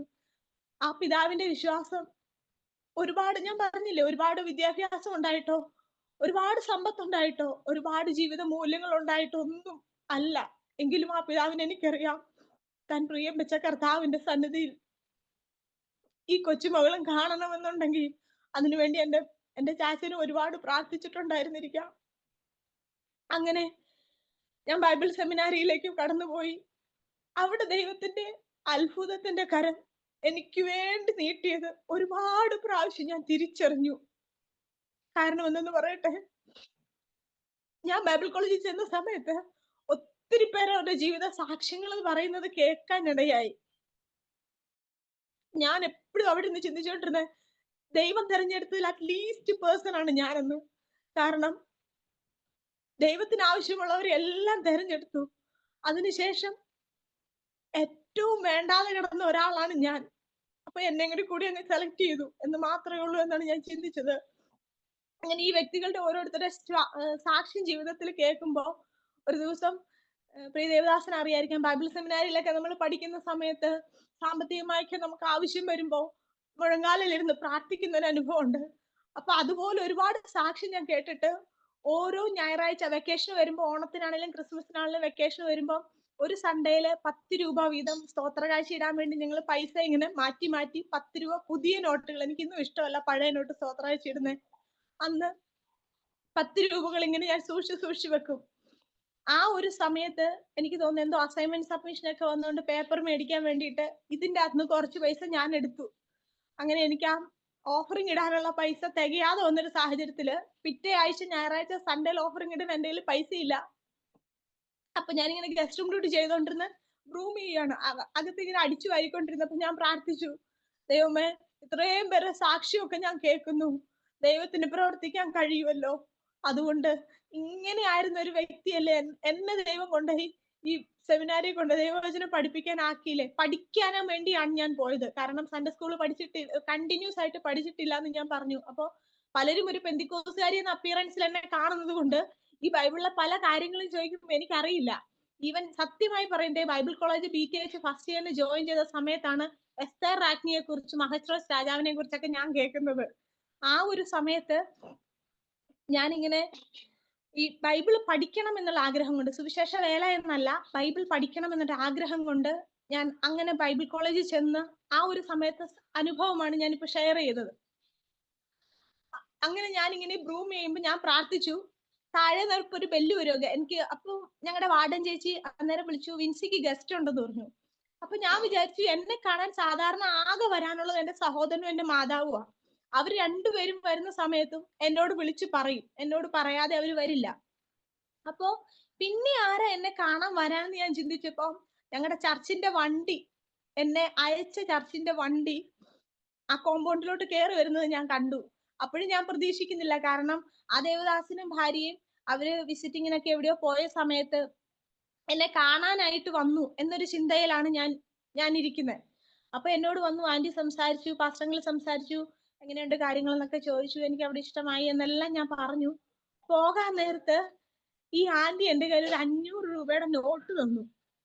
അതെന്റെ കയ്യിൽ ഇങ്ങനെ മുറുകെ പിടിച്ച് ഞാൻ തുറന്നു നോക്കിയില്ല. അവര് പോയതിനു ശേഷം ഞാൻ നോക്കിയപ്പോ എനിക്ക് എന്റെ അപ്പനോട് എനിക്ക് കെട്ടിപ്പിടിച്ച് ഉമ്മ കൊടുക്കാൻ തോന്നി. കാരണം ഞാൻ ജസ്റ്റ് ഒന്ന് പറഞ്ഞതേ ഉള്ളൂ, എനിക്ക് പൈസ ഇല്ല, ഒരു 10 രൂപ സ്തോത്രാഴ്ച ഇടാനില്ല എന്ന് പറഞ്ഞ് എനിക്ക് ദൈവത്തിന് പ്രവർത്തിക്കാൻ സാധിക്കുമല്ലോ, എന്നെ അയച്ചത് അങ്ങല്ലേ എന്നുള്ള രീതിയിൽ ഞാൻ പ്രാർത്ഥിച്ചു പറഞ്ഞത് ദൈവം കേട്ടു. നമ്മുടെ മകന്റെ വിവാഹം കുറച്ച് ടെൻഷനായിരുന്നു. അപ്പോഴാണ് ഞങ്ങൾ aromamary.com-ൽ രജിസ്റ്റർ ചെയ്തത്. അവിടെ നിന്നാണ് നമ്മുടെ മകന് നല്ലൊരു പെൺകുട്ടിയെ കണ്ടെത്തിയത്. ഇന്ന് തന്നെ aromamary.com ഡൗൺലോഡ് ചെയ്യൂ. അതുപോലെ ജീവിതത്തിന്റെ ഓരോ ഘട്ടങ്ങളിലും ഒരു പ്രാവശ്യം ഫീസ് അടയ്ക്കാൻ പൈസ ഇല്ലാത്തത് കൊണ്ട്, ഞാൻ പറഞ്ഞല്ലോ എന്റെ മകൻ ഒരു കൂലിപ്പണിക്കാരിയാണ്, എനിക്ക് വേറെ സ്പോൺസേഴ്സ് ഒന്നും BTH പഠിക്കുന്ന സമയത്തില്ല. അപ്പം ഫീസ് അടയ്ക്കേണ്ട ഓരോ പ്രാവശ്യത്തെ ലിസ്റ്റ് വരും. ആ ലിസ്റ്റ് കണ്ടിട്ട് ഞാൻ അമ്മേനെ വിളിച്ചിട്ട് പറഞ്ഞു, അമ്മ ഇത്രയും പൈസ എനിക്ക് കോളേജിൽ അടയ്ക്കേണ്ടതായിട്ടുണ്ട്. അപ്പൊ അമ്മ പറഞ്ഞു, കുഞ്ഞെ നീ പ്രാർത്ഥിക്കുക, അമ്മയുടെ കയ്യിൽ ഒരു മാർഗവും ഇല്ലടി എന്ന് പറഞ്ഞു. അപ്പം ഒരു ദിവസം മുമ്പ് സ്റ്റഡി ടൈമില് പിറ്റേ ദിവസം എക്സാം തുടങ്ങിയ ആ ഒരു ദിവസം കൂടി എക്സാം ഫീസ് എല്ലാവരും അടയ്ക്കണമെന്നുള്ള നോട്ടീസ് ബോർഡിൽ കണ്ടു. ക്ലാസ് റൂമിലെല്ലാം ഇങ്ങനെ വിളിച്ചു പറഞ്ഞു ഫീസ് പെൻഡിങ് ഉള്ളവരെല്ലാം അടയ്ക്കണം എന്ന്. എനിക്കൊരു 4000 സംതിങ് അത്രയും പൈസയും കണ്ട് അടയ്ക്കാനുള്ളത്. എന്റെ കയ്യിൽ ഒറ്റ പൈസ ഇല്ല. അപ്പൊ എക്സാം എഴുതാൻ വേണ്ടി സ്റ്റഡി ഹാളിലോട്ട് എല്ലാരും കയറിപ്പോയി. ഞാനും പോയി ടെക്സ്റ്റ് ഒക്കെ എടുത്തിട്ട് അവിടെ പോയിട്ട് എനിക്കിരുന്ന് പഠിക്കാൻ പറ്റുന്നില്ല. എന്റെ മനസ്സിലുള്ള ചിന്ത മൊത്തം ഞാൻ എന്തിനായിരുന്നു പഠിക്കുന്നേ, ഞാൻ പഠിച്ചാലും എനിക്ക് ഫീസ് അടയ്ക്കാതെ എക്സാം എഴുതാൻ പറ്റത്തില്ല. പിന്നെ എന്റെ എക്സാം ഞാനിത് പഠിക്കുന്നത് വെറുതെയാ. കാരണം പഠിച്ചിട്ട് എനിക്കിത് എഴുതാൻ പറ്റൂലല്ലോ, എന്റെ കൂട്ടുകാരെല്ലാരും എഴുതും. ആ ഒരു ചിന്തയിൽ എനിക്ക് അവിടെ നിന്നിട്ട് ഭയങ്കര ബുദ്ധിമുട്ട്. ഞാൻ വേഗം താഴെ വന്ന് എന്റെ വാർഡൻ ചേച്ചിയോട് പറഞ്ഞു, ചേച്ചി എനിക്ക് ഭയങ്കര തലവേദന എടുക്കുവാ, ഞാൻ റെസ്റ്റ് ചെയ്തോട്ടെ എന്ന് ചോദിച്ചു. അപ്പൊ ചേച്ചി പറഞ്ഞു ആ ശരി. എന്തോ ആ ചേച്ചിയോട് ദൈവം ഇടപെട്ടെന്ന് ഞാൻ എന്നും വിശ്വസിക്കുന്നു. ചേച്ചിനെ ചോദിച്ചു നീ നിന്റെ ഫീസ് അടച്ചോന്ന് ചോദിച്ചു. അപ്പൊ ഇല്ല ചേച്ചി എന്ന് പറഞ്ഞിട്ട് ഞാൻ വേഗം മുഖം കൊടുക്കാതെ വേഗം ഉള്ളിലോട്ട് പോയി. എന്റെ റൂമിൽ പോയി ഞാൻ ഇരുന്ന് കരഞ്ഞു പ്രാർത്ഥിച്ചു, ദൈവമേ എനിക്ക് വേണ്ടി പ്രവർത്തിക്കാൻ അങ്ങല്ലേ ഉള്ളൂ, അങ്ങയുടെ കരം എനിക്ക് വേണ്ടി പ്രവർത്തിക്കുവോ, ഞാൻ പഠിക്കണ്ടേ. ഞാൻ എന്നിട്ട് ദൈവത്തോട് ഇങ്ങനെ പിറുപിറുക്കുന്ന പോലെ പലപ്പോഴും ചോദിക്കും. ഞാനിങ്ങനെ ചോദിച്ചിട്ടുണ്ട്. എന്നോട് ഒരു വ്യക്തി ബൈബിൾ കോളേജിൽ പോകണമെന്ന് പറഞ്ഞതുകൊണ്ട് ഞാൻ പോയതല്ല. ഞാൻ വ്യക്തമായിട്ട് ദൈവത്തോട് ചോദിച്ചു, ദൈവം എനിക്കൊരു ഒരു കാണിച്ചു തന്നത് കൊണ്ട് തന്നെ ഞാൻ പോകുന്നതല്ലേ, എന്നിട്ട് എനിക്കിവിടെ ഫീസ് അടയ്ക്കാനില്ലാതെ ഞാൻ തിരിച്ചു പോകണോ എന്നുള്ള ഒരു ചിന്തയിൽ ഞാൻ ഇങ്ങനെ ഇരുന്ന് ദൈവത്തോട് കരഞ്ഞു പ്രാർത്ഥിച്ചു. പിറ്റേ ദിവസം ഒരു ടീ ടൈമില് ഞങ്ങളുടെ കോളേജിന്റെ അക്കാഡമിക് ഡീൻ ആയിരുന്ന വ്യക്തി ഷാജി സി ഡി എന്ന് പറയുന്ന ദേവദാസൻ, ആ സാർ എന്നെ വിളിച്ചിട്ട് പറഞ്ഞു, മിൻസി നിന്റെ ഫീസ് ഞാൻ അടച്ചിട്ടുണ്ടെന്ന്. ആ സമയങ്ങളിലൊക്കെ ദൈവദൂതനെ പോലെ കണ്ട വ്യക്തികളായിരുന്നു ഞാൻ അവരൊക്കെ. കാരണം ആ സാറ് ഞാനും തമ്മിൽ ഒരു ആത്മബന്ധം പോലും എനിക്ക് തോന്നിയിട്ടില്ല. എന്നിട്ട് പോലും എന്റെ ഫീസ് അടയ്ക്കാൻ വേണ്ടി ആ ദേവദാസിനെ ദൈവം ഉപയോഗിച്ചെങ്കിൽ ഞാൻ പഠിക്കണം എന്നുള്ളത് ദൈവത്തിന്റെ ഹിതമായിരുന്നു. അങ്ങനെ ബൈബിൾ കോളേജിൽ BTH പഠനം പൂർത്തിയാക്കിയപ്പോഴും ലാസ്റ്റ് ബൈബിൾ കോളേജുകളിലൊക്കെ നമ്മള് എക്സ്പീരിയൻസ് ഷെയർ ചെയ്യും. അന്ന് ഞാൻ പറഞ്ഞു എനിക്ക് MDU പഠിക്കണം എന്ന് ആഗ്രഹമുണ്ടെന്ന്. അങ്ങനെ പറഞ്ഞു. പക്ഷെ ഇതിന് മാർഗമില്ലെന്ന് എനിക്ക് നന്നായിട്ട് അറിയാം. ഞാൻ മിക്കവാറും പഠിക്കത്തുമില്ലെന്നാ ചിന്തിച്ചത്. അങ്ങനെ ചിന്തിച്ചിരിക്കുന്ന സാഹചര്യത്തില് ലാസ്റ്റ് ഈ ഫൈനൽ ഇയേഴ്സ് ഗ്രാജുവേറ്റ് ചെയ്യുന്ന കുട്ടികൾക്ക് വേണ്ടിയിട്ടുള്ള മോട്ടിവേഷൻ ക്ലാസ് ഒക്കെ ഉണ്ട്. ആ സമയത്ത് ഒരു ദേവദാസൻ ഇങ്ങനെ പറഞ്ഞു, നിങ്ങളുടെ ജീവിത പങ്കാളിക്ക് വേണ്ടി നിങ്ങൾ പ്രാർത്ഥിക്കണമെന്ന്. അങ്ങനെ എന്തോ ഒരു ചിന്ത എന്റെ ഉള്ളിൽ കയറിയത് കൊണ്ട് ഞാൻ അതിനു വേണ്ടി പ്രാർത്ഥിക്കായിരുന്നു. ഈ ദേവദാസൻ പറയുന്നതിന് മുമ്പ് ഞാൻ പ്രാർത്ഥിക്കുമായിരുന്നു. അപ്പൊ ഞാന് ഒരാളെ കണ്ടു. ഒരാളുടെ ബാക്ക് സൈഡ് ഒരു ഇത്രയും മുടി പതുക്കെ വളർത്തിയിട്ടുള്ള ഒരു വ്യക്തി, ഒരു പിങ്ക് ഷർട്ട് ഇട്ട വ്യക്തിയെ ഞാൻ കണ്ടു. അയാളുടെ ഫ്രണ്ട് വശം മുഖം ഞാൻ കണ്ടില്ല. പക്ഷെ ഞാൻ ചിന്തിച്ചു എന്റെ മനസ്സിൽ എന്തെങ്കിലും തോന്നലുകളൊക്കെ ആയിരിക്കാം എന്നൊക്കെ വിചാരിച്ചു അങ്ങ് പോയി. പിന്നീട് ഞാൻ ഇടയ്ക്കിടയ്ക്ക് പ്രാർത്ഥിക്കുന്നു, എപ്പോഴും ഒന്നുമില്ല എങ്കിലും ഇടയ്ക്കിടയ്ക്ക് പ്രാർത്ഥിക്കും, കർത്താവേ എന്റെ സ്വഭാവം എനിക്ക് വലിയ സ്വഭാവ ഗുണമുള്ള വ്യക്തിയൊന്നും അല്ല, പക്ഷെ കർത്താവിന്റെ വേലയ്ക്ക് ഞാൻ ചെയ്യണമെങ്കിൽ ആ ഒരു സമയം കൊണ്ട് എനിക്ക് കർത്താവിന്റെ വേല ചെയ്യണമെന്നൊരു ആഗ്രഹം എന്റെ ഉള്ളിലുണ്ടായി. കാരണം ഞാൻ ബൈബിള് ഇതെങ്ങനെയാന്ന് അറിയാൻ, ഇതെന്താണെന്ന് അറിയാൻ പഠിക്കാൻ പോയ വ്യക്തിയായ ഞാന് എന്റെ ഉള്ളില് BTH ഗ്രാജുവേഷൻ സമയമായപ്പോഴത്തേനും സുവിശേഷ വേല ചെയ്യണമെന്നുള്ള ആഗ്രഹം ഉണ്ടായിരുന്നു. ഒരുപാട് പേരുടെ ലാക്ക് തെറ്റിപ്പോകുന്ന സമയത്തും അന്ന് ആ ഒരു സമയം കൊണ്ട് ഞാൻ ദൈവം എന്നെ പ്രിപ്പയർ ആക്കിയെന്ന് ഞാൻ പറയത്തുള്ളൂ. എവിടെ വെച്ച് തീരുമാനം എടുത്തെന്ന് ചോദിച്ചാൽ എനിക്ക് ഇന്നും അറിയില്ല. പക്ഷെ ദൈവം അതെന്റെ ഉള്ളിൽ ഒരു തീ പോലെ കൊണ്ടിട്ടു. ഈ ഒരു ആത്മഭാരം അത് വല്ലാണ്ട് എന്നെ ഭരിച്ചു. ആ ഒരു സമയത്തൊക്കെ ഞാൻ ഓർക്കുന്നുണ്ട്, ഞാൻ എന്റെ നാട്ടിൽ തിരിച്ചു വരുമ്പോ ആരെങ്കിലും ഒരു വ്യക്തി മരിച്ചാല് ഞാൻ ഭയങ്കരമായിട്ട് കരയും. കാരണം എനിക്ക് ഇയാൾ നഷ്ടപ്പെട്ടു പോയത് ഓർത്തിട്ടാ സങ്കടം. ആ വ്യക്തിയായിട്ട് ഒരു ബന്ധവും എനിക്ക് തമ്മിൽ പേഴ്സണൽ ബന്ധം ഉണ്ടായിരിക്കത്തില്ല. പക്ഷെ ഇത് ദൈവത്തെ അറിയാതെ നശിച്ചു പോയല്ലോ എന്നോർത്തിട്ടുള്ള സങ്കടം കൊണ്ട് ഞാൻ ഭയങ്കരമായിട്ട് കരയുമായിരുന്നു. പിന്നീട് ആ ഒരു സമയത്തൊക്കെ ഞാൻ ഓർക്കുന്നുണ്ട്, എന്റെ അമ്മ മരണവീടുകളിലൊന്നും എന്നെ കൊണ്ടുപോകത്തില്ല, നീ പോരണ്ടെന്ന് പറയും. അങ്ങനെ ആ ഒരു സമയം ഉണ്ടായിരുന്നു. അതൊക്കെ ദൈവം എന്നെ പറഞ്ഞ ഈ ഉള്ളിലിട്ട് ആ തീയുടെ ഒരു ഇത് കൊണ്ടാ ഇന്ന് വരെ ഞാൻ എന്റെ സാക്ഷ്യം ഇങ്ങനെ ഞാൻ മറ്റൊരു ഒരു മീഡിയത്തിലൂടെ പറഞ്ഞിട്ടുമില്ല. അതും ഒരു ദൈവത്തിന്റെ കൃപയെന്ന് ഞാൻ വിശ്വസിക്കുന്നു. കാരണം ദേവദാസനെ പാസ്റ്ററിനെ വിളിക്കുന്ന സമയത്ത് എന്റെ ഹസ്ബൻഡ് മറ്റൊരു ദേവദാസനുമായിട്ട് എന്നെ പരിചയപ്പെടുത്തിയ ദേവദാസനെ വിളിക്കുന്ന സമയത്ത് മറ്റൊരു ദേവദാസനുമായിട്ട് എന്റെ ഹസ്ബൻഡ് സംസാരിച്ചുകൊണ്ടിരിക്കുക. ഇവര് സംസാരിക്കുമ്പോൾ ഞാൻ കിച്ചണിൽ ഇങ്ങനെ ജോലിയൊക്കെ ചെയ്തുകൊണ്ടിരിക്കുമ്പോൾ ഞാൻ കേൾക്കുന്നുണ്ട്, ആ ദേവദാസൻ എന്റെ ഹസ്ബൻഡിനോട് പറയാടാ ഞാൻ പ്രാർത്ഥിക്കും, ദൈവഹിതമല്ലാതെ ഒരു കോള് പോലും എനിക്ക് വരരുതെന്ന് ഞാൻ പ്രാർത്ഥിക്കുന്നു. അപ്പൊ ഞാൻ പെട്ടെന്ന് ചിന്തിച്ചു, ഇത് കൊള്ളാലോ, അങ്ങനെയാണെങ്കിൽ എന്റെ ഫോണിലും ദൈവഹിതമല്ലാതെ ഒരു കോളും വരണ്ട എന്ന് ഞാൻ ഇങ്ങനെ ചിന്തിച്ച സമയത്ത് സിസ്റ്റർ എമി റെജി, ആ ആന്റി എന്നെ വിളിച്ചു. ആ ആന്റി എന്നെ വിളിച്ചിട്ട് ചോദിച്ചു, കുഞ്ഞെ, നിനക്ക് അരോമ ചാനലിൽ ഇങ്ങനെ ഒരു ടെസ്റ്റിമണി ഷെയർ ചെയ്യാൻ ഒരു അവസരമുണ്ട്, ഞാൻ നിന്റെ പേര് കൊടുക്കട്ടെ എന്ന്. എനിക്കൊന്നും ചോദിക്കേണ്ടി വന്നില്ല. ഞാൻ പറഞ്ഞ ആന്റി കൊടുത്തോളാം. കാരണം എന്ത് പറയുമെന്നോ എങ്ങനെ പറയുമെന്നോ സത്യമായിട്ടും ആ ആന്റിക്ക് എന്റെ ടെസ്റ്റിമണി അറിയില്ല. എന്നെ ചെറുപ്പകാലത്ത് കണ്ട ഒരു പരിചയം മാത്രമേ ഉള്ളൂ. പിന്നെ ഈ ഇടക്കാലം കൊണ്ട് ഞങ്ങൾ ഒരു പ്രയർ മീറ്റിംഗിൽ ഒരുമിച്ച് ജോയിൻ ചെയ്യുന്നുണ്ട്. ആ ഒരു പരിചയമല്ലാതെ ആ ആന്റിക്ക് പേഴ്സണലായിട്ട് എന്നെ അറിയില്ല, എന്റെ സാക്ഷ്യം അറിയില്ല. എങ്കിൽ പോലും ആ ആന്റി എന്നെ പരിചയപ്പെടുത്തിയപ്പോ എനിക്ക് ഉറപ്പുണ്ടായിരുന്നു, ഇത് ദൈവത്തിന്റെ ഒരു കരമാണ്, ദൈവത്തിന്റെ ഒരു പദ്ധതിയാണ്, ദൈവത്തിന്റെ ഹിതമെന്ന് ഞാൻ വിശ്വസിച്ചു. അതുപോലെ അതിനുശേഷം വീണ്ടും ഞാൻ പ്രാർത്ഥിച്ചു. 3 ദിവസം ഉപവാസം എടുത്ത് ഞാൻ പ്രാർത്ഥിച്ചു, ഇത് ദൈവത്തിന്റെ ഹിതമല്ലെങ്കിൽ കർത്താവ് ഇതെന്റെ കയ്യിൽ നിന്ന് മാറിപ്പോണേ, ഈ ദേവദാസൻ എന്നെ വിളിക്കരുതെന്നാ ഞാൻ പ്രാർത്ഥിച്ചേ. ആ ഒരു സമയത്ത് എന്റെ പ്രതീക്ഷകളൊക്കെ മാറി. ഞാൻ വിചാരിച്ചു 2-3 ദിവസത്തിനുള്ളിലായിരിക്കും. പക്ഷെ അത് കഴിഞ്ഞ് ദേവദാസൻ എന്നെ വിളിച്ചപ്പോ അതിലും എനിക്ക് ദൈവനാമ മഹത്വം എന്നല്ലാതെ മറ്റൊന്നും പറയാനില്ല. ആ ദൈവത്തിന്റെ കൃപയാണ്. ആ ദൈവത്തിന്റെ നാമത്തിന് മഹത്വം കരയറ്റുന്നു. അതുപോലെ അങ്ങനെ ഞാൻ ബൈബിൾ കോളേജിൽ പഠിച്ചിറങ്ങിയ സമയത്ത് എന്റെ ഹസ്ബൻഡ് ആയിരിക്കുന്ന പാസ്റ്റർ ഷിനു ജോസ്, അന്ന് അദ്ദേഹം പാസ്റ്റർ അല്ല എങ്കിലും ബൈബിൾ കോളേജിൽ പഠിച്ചിറങ്ങിയിട്ട് ഒരു വിവാഹാലോചനയുള്ള ബന്ധത്തിൽ വന്നു. ആ വ്യക്തിയെ കണ്ടപ്പോ ആ സമയത്ത് എന്റെ ഹസ്ബൻഡ് ഇത്തിരി മുടി നീട്ടിയിട്ടുണ്ടായിരുന്നു. അദ്ദേഹം ഫ്രണ്ടിൽ വന്ന് സംസാരിച്ചപ്പോ എനിക്ക് മനസ്സിലായില്ല. പക്ഷെ ഇങ്ങനെ ചെരിഞ്ഞപ്പോ വേഗം എന്റെ ഉള്ളിൽ ഇങ്ങനെ ഒരു ചിന്ത വന്നു, ഈ വ്യക്തിനെയല്ലേ ഞാൻ ജീവിത പങ്കാളിക്ക് വേണ്ടി പ്രാർത്ഥിച്ചപ്പോ കണ്ടതെന്ന്. അന്ന് എന്നെ അറിയുന്ന ഒരു ചേച്ചി ഇന്നും എന്നെ ചിലപ്പോ വിളിക്കുമ്പോഴൊക്കെ കളിയാക്കും, നീ പ്രാർത്ഥിച്ച് ജീവിത പങ്കാളിനെ കണ്ടെത്തിയ ഒരു വ്യക്തിയാന്ന് പറയും. അങ്ങനെ ഈ ദേവദാസനെ ഞാൻ കണ്ടു, ഞങ്ങളുടെ വീടുകളിൽ സംസാരിച്ചു. ദൈവത്തിന്റെ കരുണയെന്നല്ലാതെ മറ്റൊന്നും പറയാനില്ല.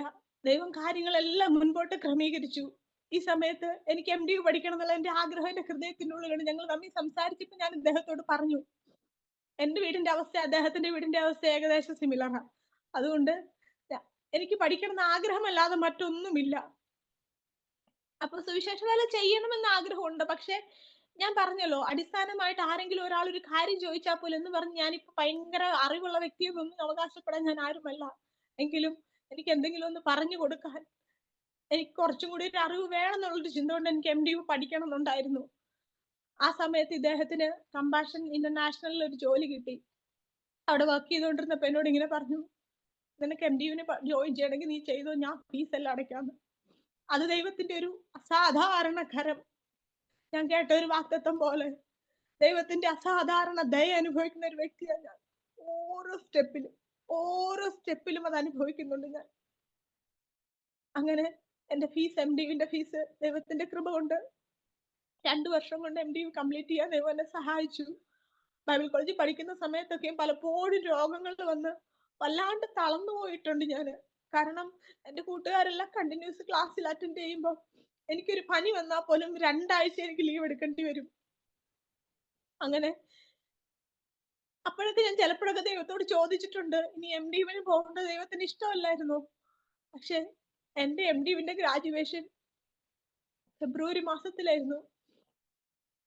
ഞാൻ ഇന്ന് ഓർക്കുന്നുണ്ട്. ഞങ്ങളുടെ പപ്പായെ ഈ ലോകത്തുനിന്ന് കാണാതായെന്ന് ഞങ്ങൾ അറിഞ്ഞ ദിവസം ഒരു ഫെബ്രുവരി 9 ആ ഒരു ഫെബ്രുവരി 9 എന്റെ MD ഗ്രാജുവേഷൻ ദൈവത്തിന്റെ കൃപയാൽ നടക്കുവാൻ ദൈവം സഹായിച്ചു. ഫെബ്രുവരി ഗ്രാജുവേഷൻ ചെയ്ത് ഞാൻ ഏപ്രിൽ ഞങ്ങളുടെ എൻഗേജ്മെന്റും മെയ് ഞങ്ങളുടെ വിവാഹവും ദൈവം നടത്തി. ദൈവത്തിന്റെ കൃപയെന്നല്ലാതെ മറ്റൊന്നും പറയാനില്ല. കാരണം മോദി നോട്ട് നിരോധിച്ച സമയമായിരുന്നു. വിവാഹത്തിന്റെ കാര്യങ്ങളൊക്കെ ഞാൻ പറഞ്ഞല്ലോ, എന്റെ മാതാവ് കൂലിപ്പണിക്കാരിയായ വ്യക്തിയാ. ഒന്നും ഞങ്ങൾക്ക് അറ്റ്ലീസ്റ്റ് വരുന്ന വ്യക്തികൾക്ക് ഞാൻ ഇപ്പോഴും ഓർക്കുന്നുണ്ട്, 4 മണിക്കൊക്കെ എന്റെ അമ്മ എഴുന്നേറ്റ് കരഞ്ഞ് നിലവിളിച്ചിരുന്ന് കരയുന്നത് ഞാൻ കേട്ടിട്ടുണ്ട്. ദൈവമേ, വരുന്ന ആളുകൾക്ക് ഒരു നേരത്തെ ഭക്ഷണം കൊടുക്കാൻ ദൈവം എന്നെ സഹായിക്കണമെന്ന്. അങ്ങനെ ആ ഒരു മാതാവ് വന്ന് കരഞ്ഞ കണ്ണീരിന് ദൈവം ഇന്ന് ഞാൻ അറിയില്ല കേട്ടോ ദേവദാസനെ. കുവൈറ്റിൽ നിന്നുള്ളൊരു ദേവദാസൻ ഞാൻ സംസാരിച്ചിട്ട് മാത്രമേ ഉള്ളൂ. എന്റെ വിവാഹ ചെലവിന് ആവശ്യമായുള്ള ഒരു എമൗണ്ട് അന്ന് എനിക്ക് വേണ്ടി അയച്ചു തന്നു. അതിനുശേഷം എന്റെ അമ്മ വീട്ടിൽ ജോലി ചെയ്തിരുന്ന ഒരു വ്യക്തി, ആ വീട്ടിലെ വ്യക്തിയോട് ദൈവം ഇടപെട്ട് അദ്ദേഹവും എനിക്ക് വേണ്ടി ഒരു തുക ആ സമയത്ത് തന്നു. അങ്ങനെ അതുപോലെ ഞാൻ പഠിച്ചിരുന്ന കോളേജിൽ നിന്ന് പല ടീച്ചേഴ്സും അന്ന് ഞങ്ങളുടെ എൻഗേജ്മെന്റ് നടക്കുന്ന സമയത്ത് അന്നൊരു സ്ട്രൈക്ക് ആയിരുന്നു. എങ്കിൽ പോലും അവരുടെയൊക്കെ ഒരു അസാധാരണ ദയ അനുഭവിച്ചാൽ ഞാൻ കടന്നു വന്നത്. എന്റെ പുണ്യപ്രവൃത്തി എന്ന് പറയാനൊന്നുമില്ല. ചിലപ്പോഴൊക്കെ ഞാൻ ചിന്തിക്കും, എന്റെ അപ്പൻ ഈ ലോകത്തുണ്ടായിരുന്നെങ്കിൽ വലിയ ബിസിനസ്സുകാരനായിട്ട്. ഞാൻ ഇന്നും ഓർക്കുന്നുണ്ട് ചെറുപ്പത്തിൽ കാശ് കെട്ട് കണക്കിന് കൊണ്ട് വീട്ടിൽ വെച്ച് എണ്ണുന്ന ഒരു അപ്പനെ. പക്ഷെ ഒരു പൈസ പോലും ഞങ്ങൾക്ക് വേണ്ടി ഉപകരിച്ചിട്ടുണ്ടോ എന്ന് എനിക്കറിയില്ല. അപ്പോ എന്റെ പിതാവ് ഈ ലോകത്ത് നിന്ന് മാറ്റപ്പെട്ട ആ ഒരു സമയത്തും ഒത്തിരി ഞാൻ ദൈവത്തോട് പിറുപിറുത്തിട്ടുണ്ട്. ഈ ലോകത്തിൽ ആരും ഇല്ലാണ്ടായിപ്പോയി, ആരും ഞങ്ങൾക്കില്ല, ആരും ഞങ്ങൾക്ക് തുണ നിൽക്കാനില്ലെന്നൊക്കെ ചിന്തിച്ചപ്പോഴും ഒരു മനുഷ്യനും ഇല്ലെങ്കിലും സ്വർഗത്തിലെ ദൈവത്തിന്റെ അസാധാരണ കരം ഞങ്ങളുടെ ജീവിതത്തിന്മേൽ വെളിപ്പെട്ട നാളുകളായിരുന്നു ആ ദിവസങ്ങളൊക്കെ. അതിനുശേഷം എന്റെ സഹോദരന് പല പല ജോലികളൊക്കെ ചെയ്തു. അവനും ജോലി ചെയ്യാൻ ഒരു മടിയുള്ള വ്യക്തിയൊന്നും അല്ലായിരുന്നു. ഒരുപാട് ജോലിക്ക് വേണ്ടി അവൻ ശ്രമിച്ചു. പലപ്പോഴും പല സ്ഥലത്തും നിൽക്കാൻ പറ്റാത്ത സാഹചര്യവും കാലാവസ്ഥയുടെ അസ്വസ്ഥതകൾക്കൊക്കെ ഉണ്ടൊക്കെ എന്റെ കുഞ്ഞ് തിരിച്ചു പോന്നു. എങ്കിലും ഇന്ന് അഹങ്കാരം പറയുന്നതല്ല, ദൈവത്തിന്റെ കൃപയാൽ KSCU ഒരു ചെറിയ ജോലി എന്റെ സഹോദരനും ദൈവം കൊടുത്തു.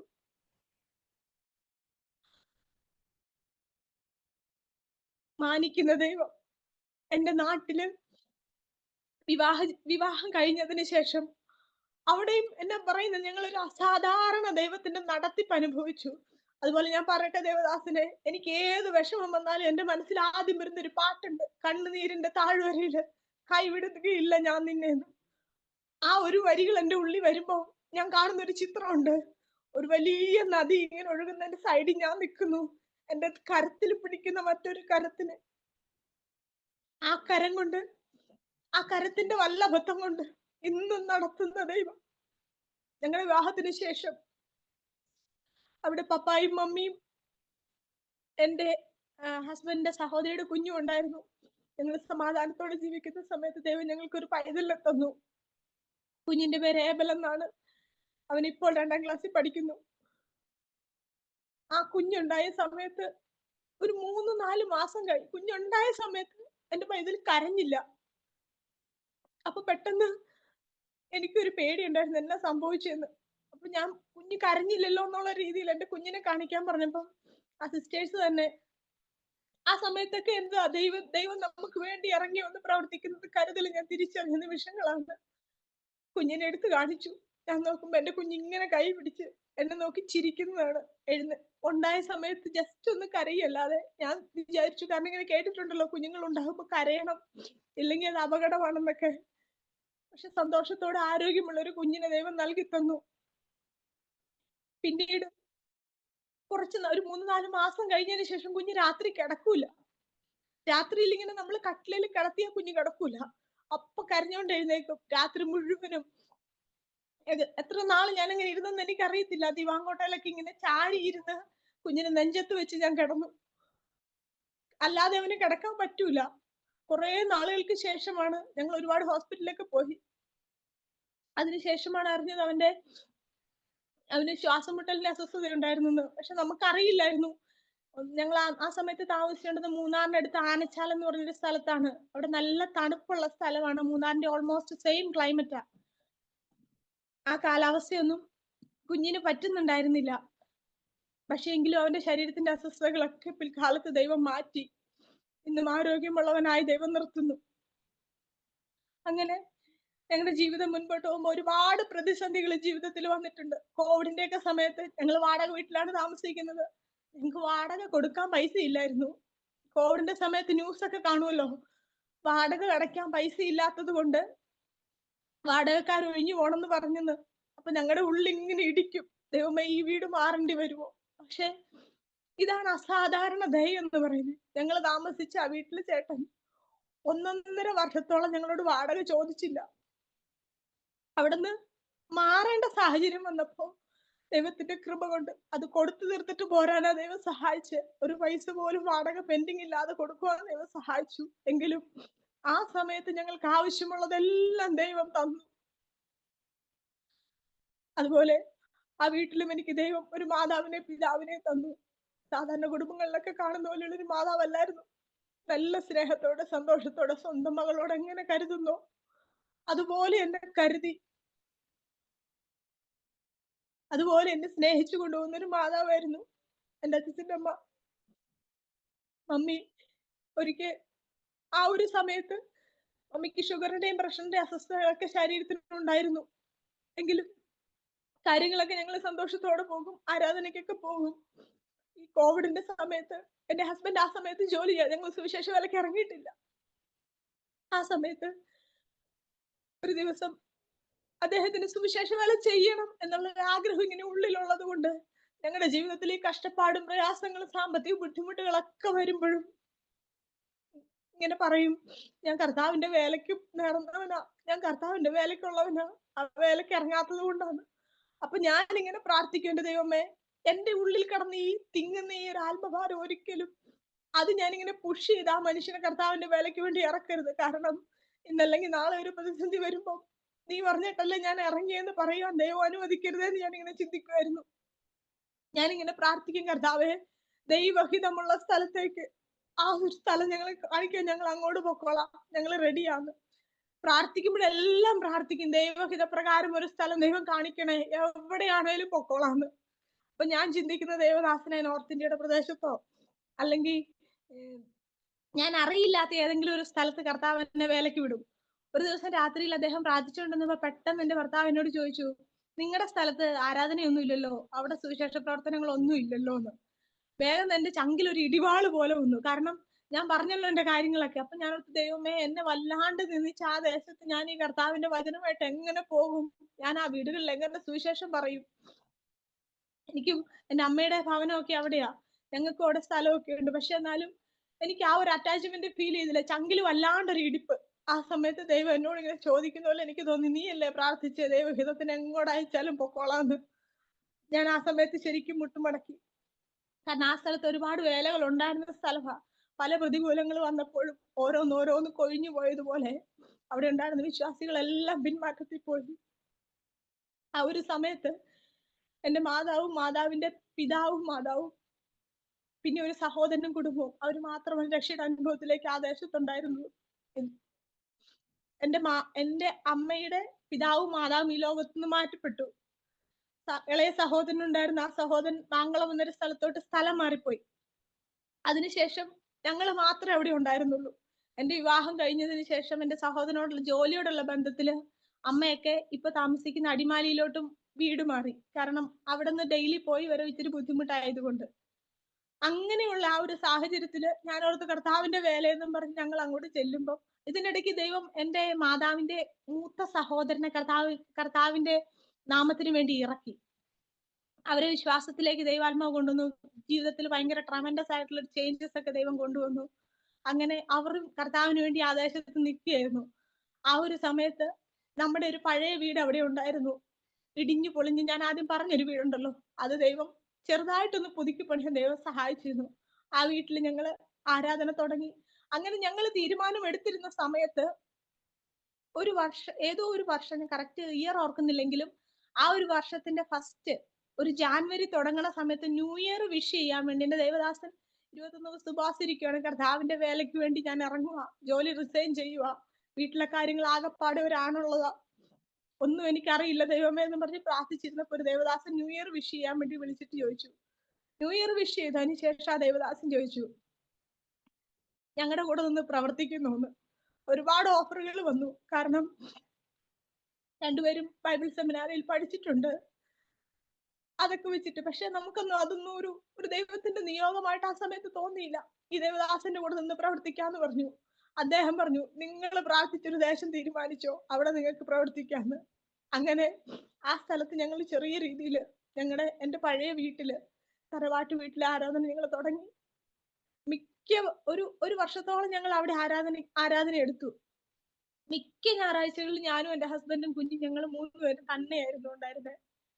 ആ ഒരു വർഷമായപ്പോഴും ഞാൻ പറഞ്ഞല്ലോ, ഒരുപാട് ഉള്ളിലോട്ടുള്ള ഒരു സ്ഥലമാണ്, ഒരുപാട് ട്രാൻസ്പോർട്ടേഷൻ ഒന്നുമില്ല, മറ്റൊരു വ്യക്തിക്ക് കടന്നു വരണമെങ്കിൽ ഒരുപാട് ബുദ്ധിമുട്ടുണ്ട്.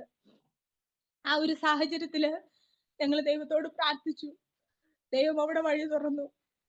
ഒരല്പം വാഹന സൗകര്യങ്ങളൊക്കെ ഉള്ള ഒരു സ്ഥലത്തോട്ട് കർത്താവ് ഞങ്ങളെ ഒന്ന് മാറ്റി പറിച്ചു നടാൻ ദൈവം ഇടയാക്കി. അപ്പൊ ഞങ്ങൾ പ്രാർത്ഥിച്ചു, ദൈവത്തിന്റെ ഹിതമാണ് ഞങ്ങൾ ഇവിടെ കടന്നു വന്ന് ഞങ്ങൾ വിശ്വസിക്കുന്നു.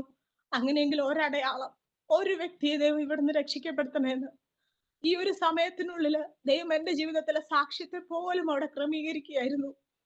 ഒരു നാളത്ത് ഒരു മനുഷ്യൻ, ഞാൻ പറഞ്ഞല്ലോ, മുഖത്തോട് മുഖം നോക്കിയാ സംസാരിക്കാതെ പോകുന്ന പല വ്യക്തികളും, ഞങ്ങൾ ഓരോ വീട്ടിലും കയറി ചെന്ന് ആ ദേശത്തൊക്കെ കയറി ഇറങ്ങുവാൻ ദൈവം സഹായിച്ചു. എന്നോടുള്ള ഒരു വ്യക്തിബന്ധം ഒന്നും ഓർത്തറിയില്ല.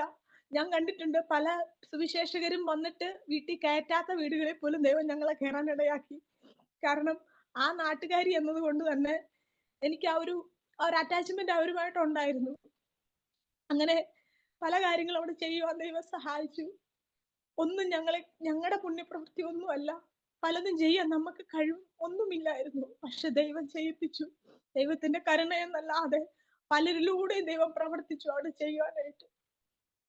അങ്ങനെ ഞങ്ങൾ പ്രാർത്ഥിച്ചിരുന്ന സമയത്ത് ഞങ്ങൾക്ക് കുടുംബമായിട്ട് എല്ലാവർക്കും ചിക്കൻ ബോക്സ് പിടിച്ചു.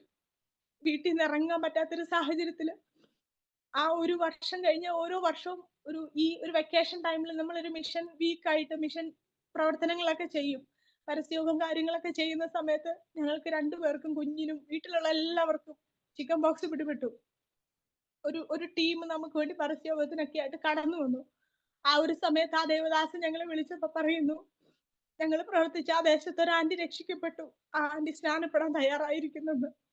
അത് ദൈവത്തോട് ഞങ്ങൾ ചോദിച്ച ആ ഒരു ഉറപ്പിനുള്ളൊരു മറുപടിയായിട്ട് ഞങ്ങൾ ഇന്നും കരുതുന്നു.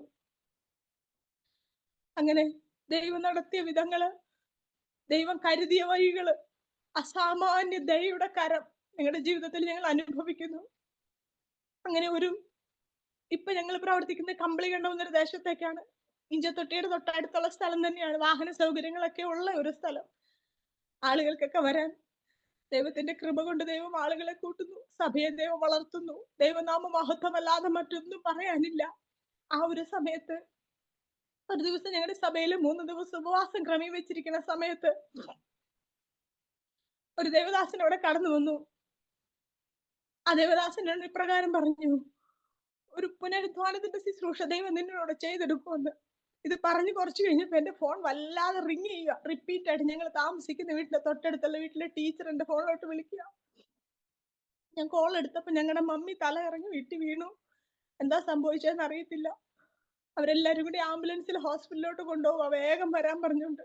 ഞാൻ പ്രിയ ദേവദാസിനോട്, അദ്ദേഹം ശുശ്രൂഷ മറ്റേ ദേവദാസൻ ചെയ്തുകൊണ്ടിരിക്കുക, അപ്പൊ പറഞ്ഞു, അജാ നമുക്ക് പോണം, മമ്മി ഇങ്ങനെ വീണു എന്ന് പറഞ്ഞു. അപ്പൊ എന്നോട് പറഞ്ഞു, എന്ത് വന്നാലും ആരാധന കഴിയാതെ, 3-ാമത്തെ ദിവസമാണത്, ആരാധന കഴിയാതെ ഇവിടുന്ന് പോകത്തില്ല, മമ്മിയെ ദൈവം നടത്തൂ എന്ന് പറഞ്ഞു. അങ്ങനെ ഞങ്ങള് ആരാധന അവസാനിപ്പിച്ച് ഞങ്ങൾ ബൈക്കിൽ അടിമാലിയിലോട്ട് വരും. അടിമാലി ഹോസ്പിറ്റലാണ് മമ്മി. ഞങ്ങൾ വരുമ്പോ ആംബുലൻസിന്റെ സ്ട്രക്ചറിൽ തന്നെ കാഷ്വാലിറ്റി യൂണിറ്റിൽ മമ്മി കിടക്കുക, മിണ്ടുന്നില്ല, കണ്ണൊക്കെ എന്തോ പോലെ, കണ്ണൊക്കെ അടച്ച്. അവരെല്ലാം വിളിച്ചിട്ടും പ്രതികരണശേഷി ഇല്ലാത്തവളെ പോലെ ഇങ്ങനെ കിടക്കുക. അപ്പോ എന്താ സംഭവിച്ചതെന്ന് അറിയത്തില്ല. അവിടെ നിന്നവരോട് ചോദിച്ചപ്പോ, കൊണ്ടുവന്ന ഞങ്ങളുടെ പപ്പയൊക്കെ ഉണ്ടായിരുന്നു കൂടെ, പപ്പായോട് ചോദിച്ചപ്പോ പപ്പ പറഞ്ഞു, കോട്ടയത്തിന് കൊണ്ടുപോളാനാ പറഞ്ഞേന്ന് പറഞ്ഞു. എനിക്കറിയില്ല. ആ ഒരു സമയത്ത് വേഗം ഞാൻ കയറി ചെന്ന്, എന്റെ മനസ്സില് ഈ ദേവദാസം പറഞ്ഞ പുനരുദ്ധാനത്തിന്റെ ശുശ്രൂഷ ദൈവം നിന്നോട് ചെയ്തെടുക്കൂന്ന് പറഞ്ഞ ഒറ്റ കാര്യം എന്റെ ഉള്ളിലുള്ളായിരുന്നു. ഞാൻ ചെന്നിട്ട് എന്റെ മമ്മിയുടെ ചങ്കത്ത് ഇങ്ങനെ കൈവച്ചു, ചെവിയോട് ചേർന്ന് നിന്നോണ്ട് ഞാൻ പറഞ്ഞു, കർത്താവേ, ഞാൻ അങ്ങയുടെ ദാസിയാ, ഞങ്ങൾ ഉപവാസ പ്രാർത്ഥന കഴിഞ്ഞ് വരുവാ, ഇത് നിന്ദിക്കാനുള്ള അവസരമാക്കരുത് എന്ന് പറഞ്ഞ് ഞാൻ പ്രാർത്ഥിച്ചു. മമ്മിയെ തട്ടി വിളിച്ചപ്പോ മമ്മി വേഗം കണ്ണു തുറന്നിട്ട് എന്നോട് ചോദിച്ചു, നീ എപ്പോഴടി വന്നേ? ഷിനു ഒക്കെ ഇവിടെ ഉണ്ടോ? എന്റെ ഹസ്ബൻഡിന്റെ പേര് ഫസ്റ്റ് ഷിനു. ഷിനു ഒക്കെ ഇവിടെ ഉണ്ടോ? വേഗം മമ്മി ഞാനിത് എവിടെയാ, ഹോസ്പിറ്റലാണോ? ഇത് ആരാ എന്നെ ഇവിടെ കൊണ്ടുവന്നേ? ഞാൻ കറി വെക്കാനായിട്ട് അടുക്കളയിലോട്ട് പോയതാ, എനിക്കൊരു തലയിറക്കം പോലെ തോന്നിട്ട് ഞാൻ കട്ടിലെ പോയി കിടക്കാൻ പോയതാന്നൊക്കെ പറഞ്ഞു ഭയങ്കരമായിട്ട് ഞങ്ങളോട് കാര്യങ്ങൾ പറയുന്നു.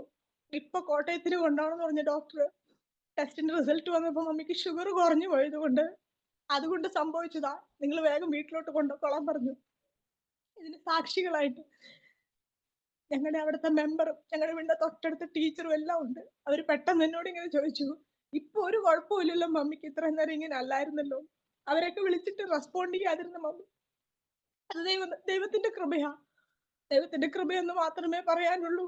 അതിനുശേഷം കഴിഞ്ഞ വർഷം മാർച്ച് 14-ാം തീയതി മമ്മി ശാരീരികമായിട്ട് ഒരുപാട് ക്ഷീണിതയായിരുന്നു 2-3 ദിവസമായിട്ട്. എന്റെ നാത്തൂനൊക്കെ കൽക്കട്ടയുടെ പ്രദേശത്താണ് ജോലി ചെയ്യുന്നത്. അവരൊക്കെ ഒരു വ്യാഴാഴ്ച വൈകിട്ട് മടങ്ങി വന്നു.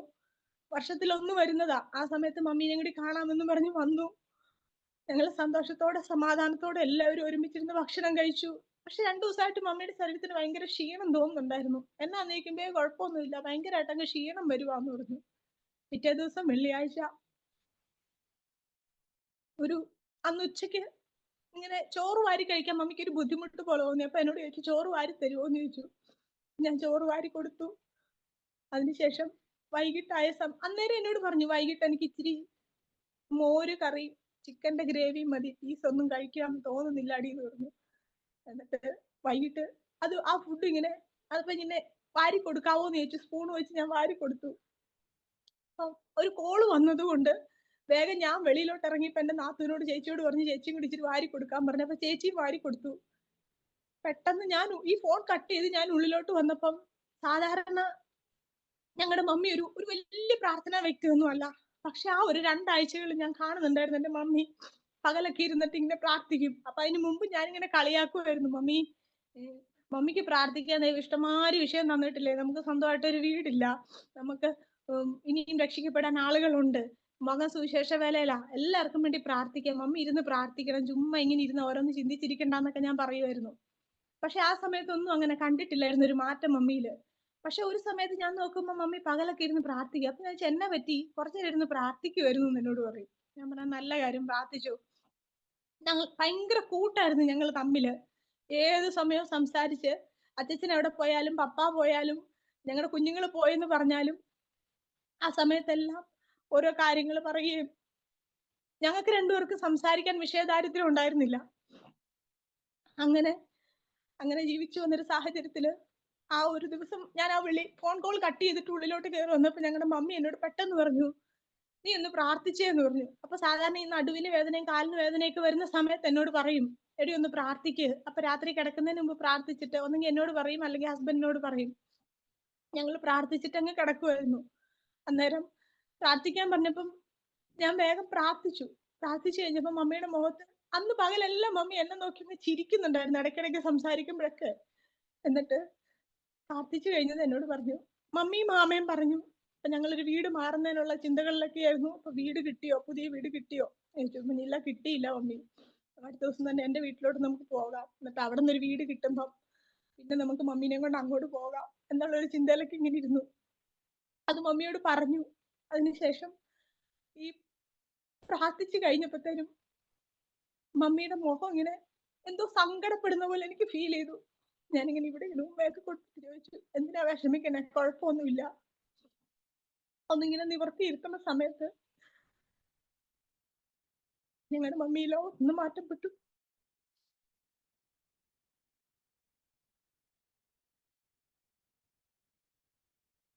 ദേവദാസിനെ അന്ന് പകല് അമ്മയ്ക്ക് ഷുഗർ കുറഞ്ഞോ എന്നറിയാൻ, ഒരു ക്ഷീണം പോലെ തോന്നുന്നു പറഞ്ഞു. ഷുഗർ കുറഞ്ഞോ ഇല്ലയോ എന്നറിയാൻ ഷുഗറിന്റെ പിന്ന് മേടിക്കാൻ അതിന് പോലും ഞങ്ങളുടെ കയ്യിൽ സാമ്പത്തികം ഇല്ലായിരുന്നു. എന്റെ കുഞ്ഞിന്റെ ബർത്ത്ഡേ വരുന്ന സമയത്ത് അവനെന്തെങ്കിലും ഒന്ന് വാങ്ങിച്ചു കൊടുക്കാൻ വേണ്ടി 10-20 നോട്ടുകളൊക്കെ ഇങ്ങനെ കൂട്ടിവെച്ചിരുന്നൊരു സമയത്ത്, ഞാൻ സാധാരണ എന്റെ കയ്യിൽ അങ്ങനെ പൈസ ഉണ്ടെങ്കിൽ എടുക്കൂല, ഒരു ആവശ്യത്തിന് വേണ്ടി വെച്ചതാണ്, ഞാൻ എടുക്കത്തില്ല. എന്തോ എന്റെ മനസ്സിൽ തോന്നി. അപ്പൊ ഞാൻ അച്ഛനോട് പറഞ്ഞു, അവനൊരു ഡ്രസ്സ് എടുക്കാനുള്ള പൈസ അത് തികയത്തില്ല. അപ്പൊ ഞാൻ പറഞ്ഞു, എന്റെ കയ്യിൽ ഇത്രയും പൈസയുള്ളൂ, ബാക്കി അച്ഛനും കൂടി കൂടിയിട്ട് കൊടുക്കുക. അപ്പം എന്റെ നാത്തൂൻ ചേച്ചി എന്റെ ബാക്കി പൈസ വേഗം കൊടുത്ത് പിന്നെ മേടിച്ചിടുന്നു. ഷുഗർ നോക്കിയപ്പോ കുഴപ്പമില്ലായിരുന്നു. അങ്ങനെ അതുപോലെ ആ ഒരു പൈസ ആകെ ഉണ്ടായിരുന്നു ഞങ്ങളുടെ വീട്ടില്. അന്നാണ് ഞങ്ങളുടെ മമ്മി ലോകത്തുനിന്ന് മാറ്റപ്പെടുന്നത്. പലർക്കും മരണം പോലും ഒരു ബാധ്യത പോലെ നിൽക്കുമ്പോ സാമ്പത്തികമായിട്ട് വളരെയധികം പാളിച്ചകൾ അനുഭവിക്കുന്ന ആ ഒരു സമയത്ത്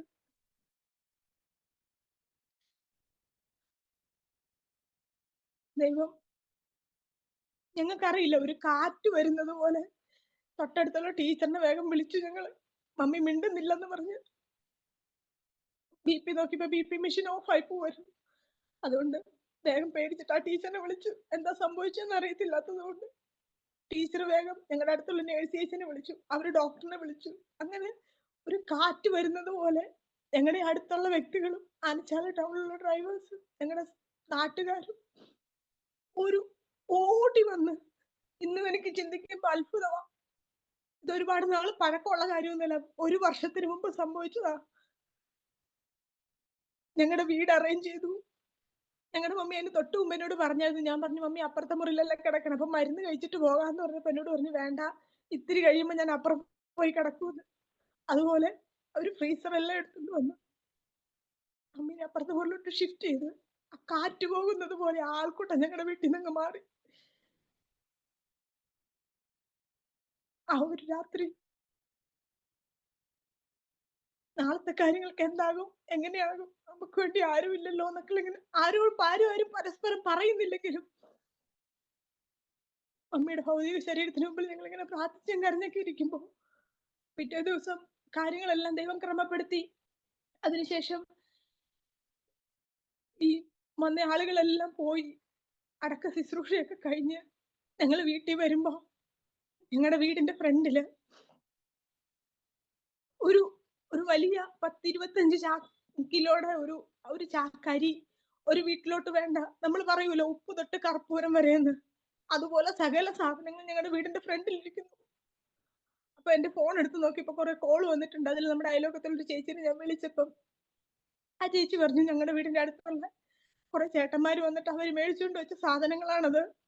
അതുപോലെ അവര് ബാക്കി കാര്യങ്ങളെല്ലാം ക്രമീകരിച്ചിട്ടുണ്ട്. ഞങ്ങൾ ഉൾപ്പെട്ട് നിൽക്കുന്ന new India church of God, ആ ചർച്ച് ഞങ്ങളുടെ ലോക്കൽ ചർച്ച്, അവിടെ മമ്മിയുടെ ഫ്യൂണറൽ സർവീസിന് ആവശ്യമുള്ള എല്ലാ കാര്യങ്ങളും ആ സഭ ചെയ്തു. ബാക്കിയുള്ള കാര്യങ്ങള് പിറ്റേ ദിവസം ഒരു ശനിയാഴ്ച മമ്മിയുടെ ഫ്യൂണറൽ നടന്നു. ഞായറാഴ്ച ആരാധനയ്ക്ക് പോയിട്ട് തിരിച്ച് വീട്ടിലോട്ട് വരുമ്പോ വഴിയില് നമ്മുടെ അവിടെ അയൽക്കാരനായിരുന്ന ചേട്ടനെ കണ്ടു. അപ്പൊ ആ ചേട്ടനാണ് ഈ കാര്യങ്ങൾക്കൊക്കെ നേതൃത്വം വഹിച്ചത്. അപ്പൊ അദ്ദേഹത്തോട് പൈസയുടെ കാര്യങ്ങൾ ചോദിക്കാൻ വേണ്ടി ഞങ്ങൾ പതുക്കെ നിന്ന് സംസാരിച്ചത്. അപ്പം ആരാധനയും കാര്യങ്ങളും എല്ലാം കഴിഞ്ഞില്ലേ ചോദിച്ചു. പ്രാർത്ഥനയൊക്കെ കഴിഞ്ഞു ചേട്ടാന്ന് പറഞ്ഞപ്പം ആ ചേട്ടൻ ഞങ്ങളോട് പറഞ്ഞു, പള്ളിയിലെ കാര്യങ്ങൾക്കൊക്കെ ആരായിരുന്നു? അന്നേരം അച്ഛൻ പറഞ്ഞു, അതൊന്നും നമ്മൾ അറിഞ്ഞില്ല അച്ഛാ, അതെല്ലാം അവര് ചെയ്തു, അതൊക്കെ ദൈവത്തിന്റെ ഒരു കൃപയായിരുന്നു എന്ന് പറഞ്ഞു. അപ്പൊ ആ മനുഷ്യൻ പറയാണ്, ആംബുലൻസോ ഫ്രീസറോ ഒറ്റ പൈസ ചോദിച്ചു ഒരു മനുഷ്യൻ നിങ്ങളുടെ വീട്ടിൽ വരത്തില്ല, എല്ലാ പൈസയും ഞങ്ങൾ ക്രമീകരിച്ചു.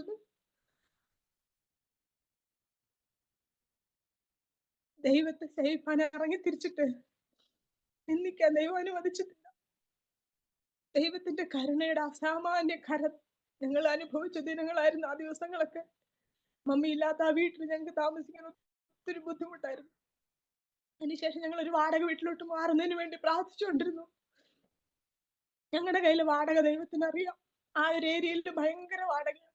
ഒരു സാധാരണ 2 ബെഡ്റൂം ഒക്കെ ഉള്ള വീടിന് പോലും ഭയങ്കര വാടക ചോദിക്കുന്ന സമയത്ത് ഞങ്ങൾക്ക് വേണ്ടി എന്ന് വേണം വാടക കുറഞ്ഞ ഒരു വീട്, എന്നാൽ 4 ബെഡ്റൂമും ഹാളും അടുക്കളയും സിറ്റൗട്ട് എല്ലാം ഉള്ള ഒരു വീട് ദൈവം ഞങ്ങൾക്ക് വേണ്ടി ഒരുക്കി.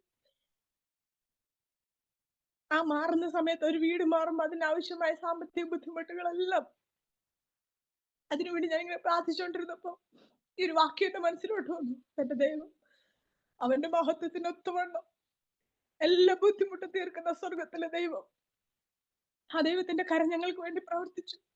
അവിടെ തൊട്ട് ഇങ്ങ് വരെ ഇന്നും ദൈവത്തിന്റെ കരത്തിന്റെ വല്ലഭത്വം അത് ഞങ്ങൾ അനുഭവിക്കുന്നുണ്ട്. ഓരോ നിമിഷവും അനുഭവിക്കുന്നുണ്ട്. ഞങ്ങളുടെ കരങ്ങളിൽ ഇല്ലായ്മകളെ അറിഞ്ഞ് കർത്താവിന്റെ വേലയിൽ ഇന്നും മഹത്വത്തോടെ ദൈവം നിർത്തുന്നുണ്ട്. സകല മാനവും മഹത്വവും ദൈവത്തിന്. പ്രിയരെ, ഒന്ന് പറയട്ടെ, ഇത്രത്തോളം താഴ്ചയിൽ കിടന്ന എന്നെ, ഇതുപോലെ ആയിരുന്ന ഒരു വ്യക്തിയായിരുന്ന എന്നെ ആ കർത്താവിന്റെ വേലയ്ക്ക് വേണ്ടി ഇറക്കിയിട്ട് ദൈവം ഇത്രമാത്രം ദൈവത്തിന്റെ മഹത്വത്തെ അനുഭവിക്കുവാൻ ഓരോ നിമിഷവും ദൈവം എന്നെ സഹായിക്കുന്നെങ്കിൽ, പാപത്തിന്റെ എത്ര ആഴ്ന്ന കുഴിയിൽ നമ്മളായാലും നമ്മളെ ആ പ്രത്യാശയിലേക്ക് വരുത്തുന്ന സ്വർഗത്തിലെ ദൈവത്തിന്റെ കരം അത് ഓരോ വ്യക്തിക്കും വേണ്ടി പ്രവർത്തിക്കും. ഇന്ന് ഞങ്ങൾ ജീവിതത്തിൽ അനുഭവിക്കുന്ന സത്യം, ഞങ്ങളെ വഴി നടത്തുന്ന ദൈവത്തിന്റെ കൃപയൊന്ന് മാത്രമാണ്.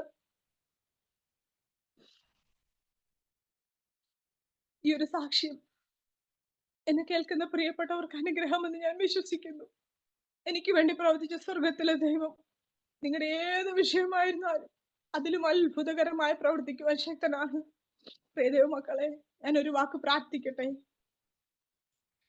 പരിശുദ്ധനും നിത്യനുമായ സ്വർഗത്തിലെ നല്ല ദൈവമേ, അങ്ങയുടെ കരങ്ങളിലേക്ക് ഞങ്ങളെ സമർപ്പിക്കുന്നപ്പാ. പ്രശ്നത്തിന്റെയും പ്രതികൂലത്തിന്റെയും പ്രയാസത്തിന്റെയും മധ്യത്തിൽ അയക്കുന്ന പ്രിയപ്പെട്ടവരെ അങ്ങ് വിടുവിക്കുന്നത് പോലെ ഈ ലോകത്തിൽ ഞങ്ങൾക്ക് വേണ്ടി പ്രവർത്തിക്കുവാൻ മറ്റൊരു ദൈവമില്ലല്ലോ അപ്പാ. അങ്ങയുടെ കരങ്ങളിലേക്ക് സമർപ്പിക്കുന്നപ്പാ. ഓരോ വ്യക്തികളുടെ ജീവിതത്തിലും ഇതൊരു അസാമാന്യ ദൈവത്തിന്റെ കരുണയ്ക്ക് കാരണമായി തീരുവാൻ ദൈവം ഇടയാക്കുമറങ്ങണമേ അപ്പാ. അരോമ TV ഏൽപ്പിച്ച് പ്രാർത്ഥിക്കുന്നു. പ്രിയ ദേവദാസനെ ഞങ്ങളുടെ കരങ്ങളിൽ സമർപ്പിക്കുന്ന കർത്താവേ, മറ്റനേകർക്ക് മാതൃകയായി തീരുവാൻ ദൈവം ഇടയാക്കുന്ന കൃപയ്ക്കായി നന്ദി പറയുന്നപ്പാ. അസാധാരണ കരുതലുകളെ അനുഭവിക്കുവാൻ ഓരോ വ്യക്തികളെയും ദൈവം സഹായിക്കണം. സർവ്വതും യേശുവിന്റെ നാമത്തിൽ യാചിക്കുമ്പോൾ കൃപയോടെ കേൾക്കുമറങ്ങണമേ സ്വർഗത്തിലെ നല്ല പിതാവേ. ആമേൻ, ആമേൻ, ആമേൻ. ആമേൻ, ആമേൻ. താങ്ക് യു കർത്താവിന്റെ ദാസി സിസ്റ്റർ ബിൻസി. വളരെ അനുഗ്രഹിക്കപ്പെട്ട ഹൃദയസ്പർശിയായ ദൈവത്തിന്റെ ഇടപെടലുകളെ കുറിച്ച് ദൈവനാമ മഹത്വത്തിന് വേണ്ടി അരോമ TV ശ്രോതാക്കളോടൊപ്പം പങ്കുവയ്ക്കുവാൻ സ്വർഗത്തിലെ ദൈവം പ്രിയ കർത്താവിന്റെ ദാസിയെ ഒരുക്കിയത് ഓർത്ത് ഞാൻ കർത്താവിന് സ്തോത്രം ചെയ്യുന്നു. നമ്മുടെ ജീവിതത്തില് ഒരുപാട് അനുഭവങ്ങളും ഓർമ്മകളും വേദനകളും കരയിപ്പിക്കുന്ന, കണ്ണു നനയിക്കുന്ന അനുഭവങ്ങളും ഒക്കെ ജീവിതത്തില് കടന്നു വരുമ്പോൾ അതൊക്കെ നമ്മിൽ നിന്ന് പുറപ്പെടേണ്ടുന്ന ദൈവം ആഗ്രഹിക്കുന്ന തലത്തിലുള്ള ചില ഫലങ്ങൾ പുറപ്പെടുവിക്കുവാൻ വേണ്ടിയിട്ടുള്ള മുഖാന്തരങ്ങൾ ആണ് എന്ന് നാം തിരിച്ചറിയുമ്പോൾ മാത്രമാണ് എൻ്റെ ജീവിതത്തിലെ ആ കണ്ണുനീര്, ആ വേദന, ആ കൈപ്പേറിയ അനുഭവങ്ങൾ എന്തിനായിരുന്നു എന്ന് നമുക്ക് ബോധ്യമാകുന്നത്. അപ്രതീക്ഷിതമായി ജനിച്ചു വളർന്നതായ ബാല്യകാലത്തിലെ ആ ഓർമ്മകളുടെ ആ ചെപ്പ് തുറന്നപ്പോൾ അതിൽ നിന്ന് കവിഞ്ഞൊഴുകിയതായ ഓർമ്മയുടെ ആ അനുഭവങ്ങളൊക്കെ പ്രാരംഭത്തില് കർത്താവിന്റെ ദാസി ഓർപ്പിച്ചു. ഒരു പിതൃസ്നേഹം ഏതൊരു കുഞ്ഞും ആഗ്രഹിക്കുന്ന, പ്രത്യേകിച്ച് പെൺകുഞ്ഞുങ്ങൾ, ഒരു പിതാവിന്റെ സംരക്ഷണ, സ്നേഹം, വാത്സല്യം, കരുതല് അനുഭവിച്ചു വളരേണ്ടുന്ന ആ പ്രായത്തിൽ പിതാവ് അവിടെ തുടരുവാൻ കഴിയാത്ത സാഹചര്യം വന്നപ്പോൾ ആരോടും പറയാതെ, എങ്ങോട്ടെന്നില്ലാതെ മരണം തിരഞ്ഞെടുത്ത് ഭവനത്തിൽ നിന്ന് അദ്ദേഹം പുറപ്പെട്ടു പോയി. ദീർഘവർഷങ്ങൾ എവിടെയാണ്, എന്താണെന്നുള്ള വിവരങ്ങളൊന്നും അറിയാതെ ഇരുന്നു. എന്നാൽ പിന്നത്തേതില് ആള് ജീവിച്ചിരിപ്പുണ്ടെന്നുള്ള ബോധ്യം ഉണ്ടായെങ്കിലും ആ പിതാവ് ആ ഭവനത്തിലേക്ക് മടങ്ങി വന്നില്ല. പിന്നീട് അദ്ദേഹത്തിന്റെ മരണവാർത്തയാണ് കേൾക്കുവാൻ കഴിഞ്ഞത്. വേദന നിറഞ്ഞ് ആ നാളുകളൊക്കെ തള്ളി നീക്കി. എങ്കിലും ഒരമ്മ എന്ന നിലയിൽ, വാത്സല്യ മാതാവ് മറ്റ് ഒരു വഴി തിരഞ്ഞെടുക്കാതെ താൻ പ്രസവിച്ച തൻ്റെ കുഞ്ഞിനെ മറക്കാതെ ആ കുഞ്ഞുങ്ങളെ ചേർത്ത് പിടിച്ച് ആർക്കും വിട്ടുകൊടുക്കാതെ, റാഞ്ചുവാൻ പറന്നെടുത്തതായ കഴുകനെ പോലെയുള്ള കരങ്ങൾക്ക് ഏൽപ്പിച്ചു കൊടുക്കാതെ ആ അമ്മയുടെ ചിറകടിയിൽ ചേർത്തു പിടിച്ച് വളർത്തിക്കൊണ്ടുവന്നു. നല്ല വിദ്യാഭ്യാസം തന്നു, നല്ല ആഹാരം തന്നു. ധാരാളമായിട്ട് ഒന്നും പറയാനില്ലെങ്കിലും അത്യാവശ്യ കാര്യങ്ങളൊക്കെ ആ അമ്മ കഷ്ടപ്പെട്ട് ആ അമ്മ നൽകി തന്നു. ആ അമ്മയുടെ സ്നേഹവാത്സല്യം. പിതാവിന് നിൽക്കാൻ കഴിയാത്ത സാഹചര്യം വന്നപ്പോഴാണ് അദ്ദേഹം പോയത്. എന്നാൽ ആ അമ്മ അതിൽ നിന്ന് പിന്മാറാതെ ആ അമ്മ കാത്തു സൂക്ഷിച്ചു. ആ അമ്മയുടെ കരുതൽ ഞാൻ ഓർക്കുകയാണ്. ഒരമ്മ തന്റെ കുഞ്ഞിനെ മറന്നാലും മറക്കാത്ത ഒരു കർത്താവ് നമുക്കുണ്ട്. ഒരപ്പൻ തന്റെ കുഞ്ഞുങ്ങളെ ഉപേക്ഷിച്ചാലും ഉപേക്ഷിക്കാത്ത ഒരു ദൈവം നമുക്കുണ്ട്. ആ ദൈവത്തിന്റെ കരുതലും സൂക്ഷിപ്പും സ്നേഹവും അത് എത്ര കണ്ട് വലുതാണ്. നമ്മെ ബയോളജിക്കലി ഈ ഭൂമിയിൽ നമുക്ക് മാതാപിതാക്കന്മാര് സഹോദരങ്ങളൊക്കെ പറയാൻ ഉണ്ടെങ്കിലും വാസ്തവത്തിൽ നമ്മുടെ പിതാവ് എന്ന് പറയുന്നത്, നമ്മുടെ മാതാവ് എന്ന് പറയുന്നത്, നമ്മെ ഈ ഭൂമിയിൽ ജനിപ്പിച്ചത് ദൈവമാണ്. ആ ദൈവത്തിന്റെ വലിയ പദ്ധതിക്കായിട്ട് നമ്മെ ഒരുക്കിക്കൊണ്ടുവരിക എന്നുള്ളതാണ് ദൈവത്തിന്റെ കാര്യപരിപാടി. എന്തായാലും ആക്രമിക്കാൻ അല്ലെങ്കിൽ മറ്റേതെങ്കിലും നിലകളിലൂടെയൊക്കെ പിശാച് ജീവിതത്തെ തകർത്ത് കളയുവാൻ നോക്കിയെങ്കിലും ദൈവം ഏൽപ്പിച്ചു കൊടുത്തില്ല. ദൈവത്തിന്റെ പ്രത്യേക സംരക്ഷണ വേലിക്കുള്ളിൽ ദൈവം വളർത്തിക്കൊണ്ടുവന്നു. ഇന്ന് അനുഗ്രഹിക്കപ്പെട്ട ഒരു കുടുംബജീവിതവും അനുഗ്രഹിക്കപ്പെട്ട ഒരു ആത്മീയ ജീവിതവും ശുശ്രൂഷയുടെ മണ്ഡലങ്ങളും ഒരു കൂട്ടം ജനത്തെയും കർത്താവ് കൂട്ടിനായി തന്നു. ദൈവം ഇന്ന് വളരെ ഐശ്വര്യമായിട്ട് ദൈവനാമ മഹത്വത്തിന് വേണ്ടി ദൈവം നിർത്തിയിരിക്കുന്നു എന്നുള്ള നല്ല സാക്ഷ്യം കേൾക്കാൻ കഴിഞ്ഞു. ദൈവം അനുഗ്രഹിക്കട്ടെ സിസ്റ്റർ വിൻസി. ആദ്യം മുതൽ അവസാനം വരെ കരഞ്ഞുകൊണ്ടാണ് പറഞ്ഞതെങ്കിലും ആ കണ്ണുനീര് കർത്താവ് കാണുന്നു, കർത്താവ് തുടയ്ക്കും. ആ കണ്ണുനീര് കർത്താവ് മാനിക്കും. ആ കണ്ണുനീര് കർത്താവിന്റെ തുരുത്തിയില് വലിയൊരു പ്രതിഫലത്തിനായി കർത്താവ് ശേഖരിച്ചിട്ടുണ്ട്. കർത്താവ് അനുഗ്രഹിക്കട്ടെ, ശുശ്രൂഷയെ മാനിക്കട്ടെ, കുടുംബജീവിതത്തെ ദൈവം അനുഗ്രഹിക്കട്ടെ. സഹോദരൻ, കുടുംബത്തെ, മാതാവിനെ, പ്രിയപ്പെട്ടവരെ, നിങ്ങൾ ശുശ്രൂഷ ചെയ്യുന്ന മേഖലകളെ ഒക്കെ ദൈവം അനുഗ്രഹിച്ച് വിശാലതയിലേക്ക് കൊണ്ടുവരട്ടെ. നിങ്ങളിലൂടെ അനേക പ്രിയപ്പെട്ടവർ കർത്താവിനെ അറിയുവാൻ മുഖാന്തരമായി തീരട്ടെ. ദൈവം സമൃദ്ധിയായി അനുഗ്രഹിക്കട്ടെ എന്ന് ഒരു പ്രാവശ്യം കൂടെ ആശംസിക്കുന്നു, പ്രാർത്ഥിക്കുന്നു. വളരെ വിലപ്പെട്ട സമയം വേർതിരിച്ച് വിലയേറിയ സാക്ഷ്യം പങ്കുവച്ചതിന് കർത്താവിന്റെ ദാസിയോടുള്ളതായ നന്ദി, സ്നേഹവും കടപ്പാടും അറിയിക്കുന്നു. കർത്താവ് ധാരാളമായി അനുഗ്രഹിക്കട്ടെ. പ്രേക്ഷകരെ, ഈ സാക്ഷ്യം നിങ്ങൾക്കും ഒരു വേറിട്ട അനുഭവമായി തീർന്നു എന്ന് ഞാൻ വിശ്വസിക്കുക. സമാന ജീവിതാനുഭവങ്ങളിലൂടെ കടന്നു പോകുന്ന അനേക പ്രിയപ്പെട്ടവർ ഒരുപക്ഷെങ്കിൽ ഞങ്ങളെ കാണുന്നുണ്ട്, കേൾക്കുന്നുണ്ട്. നിങ്ങളുടെ ജീവിതത്തിൽ ഒരു പ്രചോദനമായി തീരുവാൻ, നിങ്ങളെ കർത്താവിലേക്ക് അടുപ്പിക്കുവാൻ, ഉറപ്പിക്കുവാൻ ഈ സാക്ഷ്യം ഉപകരിക്കപ്പെടുന്നുവെങ്കിൽ ഞങ്ങൾ ധന്യരായി. തീർച്ചയായിട്ടും നിങ്ങൾ കേട്ട ശേഷം നിങ്ങളുടെ പ്രിയപ്പെട്ടവർക്ക്, സുഹൃത്തുക്കൾക്ക് ഈ സാക്ഷ്യം ഷെയർ ചെയ്ത് കൊടുക്കണം. അതുപോലെ നിങ്ങളുടെ വിലയേറിയ അഭിപ്രായങ്ങളും നിർദ്ദേശങ്ങളും കമന്റ് ബോക്സിൽ രേഖപ്പെടുത്തുക. ഈ വാത്സല്യ കുടുംബത്തെ ഓർത്ത് നിങ്ങൾ പ്രാർത്ഥിക്കണം. ഞങ്ങളുമായി ബന്ധപ്പെടുവാൻ നിങ്ങൾ ആഗ്രഹിക്കുന്നുവെങ്കിൽ, ഒരു പ്രാർത്ഥനാ വിഷയം പങ്കുവയ്ക്കുവാൻ ആഗ്രഹിക്കുന്നുവെങ്കിൽ, സ്ക്രീനിൽ കാണുന്ന വാട്സപ്പ് നമ്പർ ഞങ്ങളെ അറിയിച്ചാൽ ഞങ്ങൾ നിങ്ങൾക്ക് വേണ്ടി പ്രാർത്ഥിക്കാം. സാക്ഷ്യം പറഞ്ഞ പ്രിയപ്പെട്ടവരോടൊപ്പം എല്ലാ തിങ്കളാഴ്ചയും രാത്രി 8:30 മണി മുതൽ ഓൺലൈനിലൂടെ നടക്കുന്ന പ്രാർത്ഥനാ കൂട്ടായ്മയിലും നിങ്ങൾക്ക് ഏവർക്കും പങ്കെടുക്കാവുന്നതാണ്. അടുത്ത അനുഗ്രഹിക്കപ്പെട്ട ഒരു സാക്ഷ്യവും വചനചിന്തയുമായി നാം വീണ്ടും കൂടിക്കാണും വരെയും എല്ലാ പ്രിയപ്പെട്ടവർക്കും goodbye. God bless you all. ആമേൻ. ആമേൻ. മകന്റെ വിവാഹം കുറച്ച് ടെൻഷനായിരുന്നു. അപ്പോഴാണ് ഞങ്ങൾ aromamary.com രജിസ്റ്റർ ചെയ്തത്.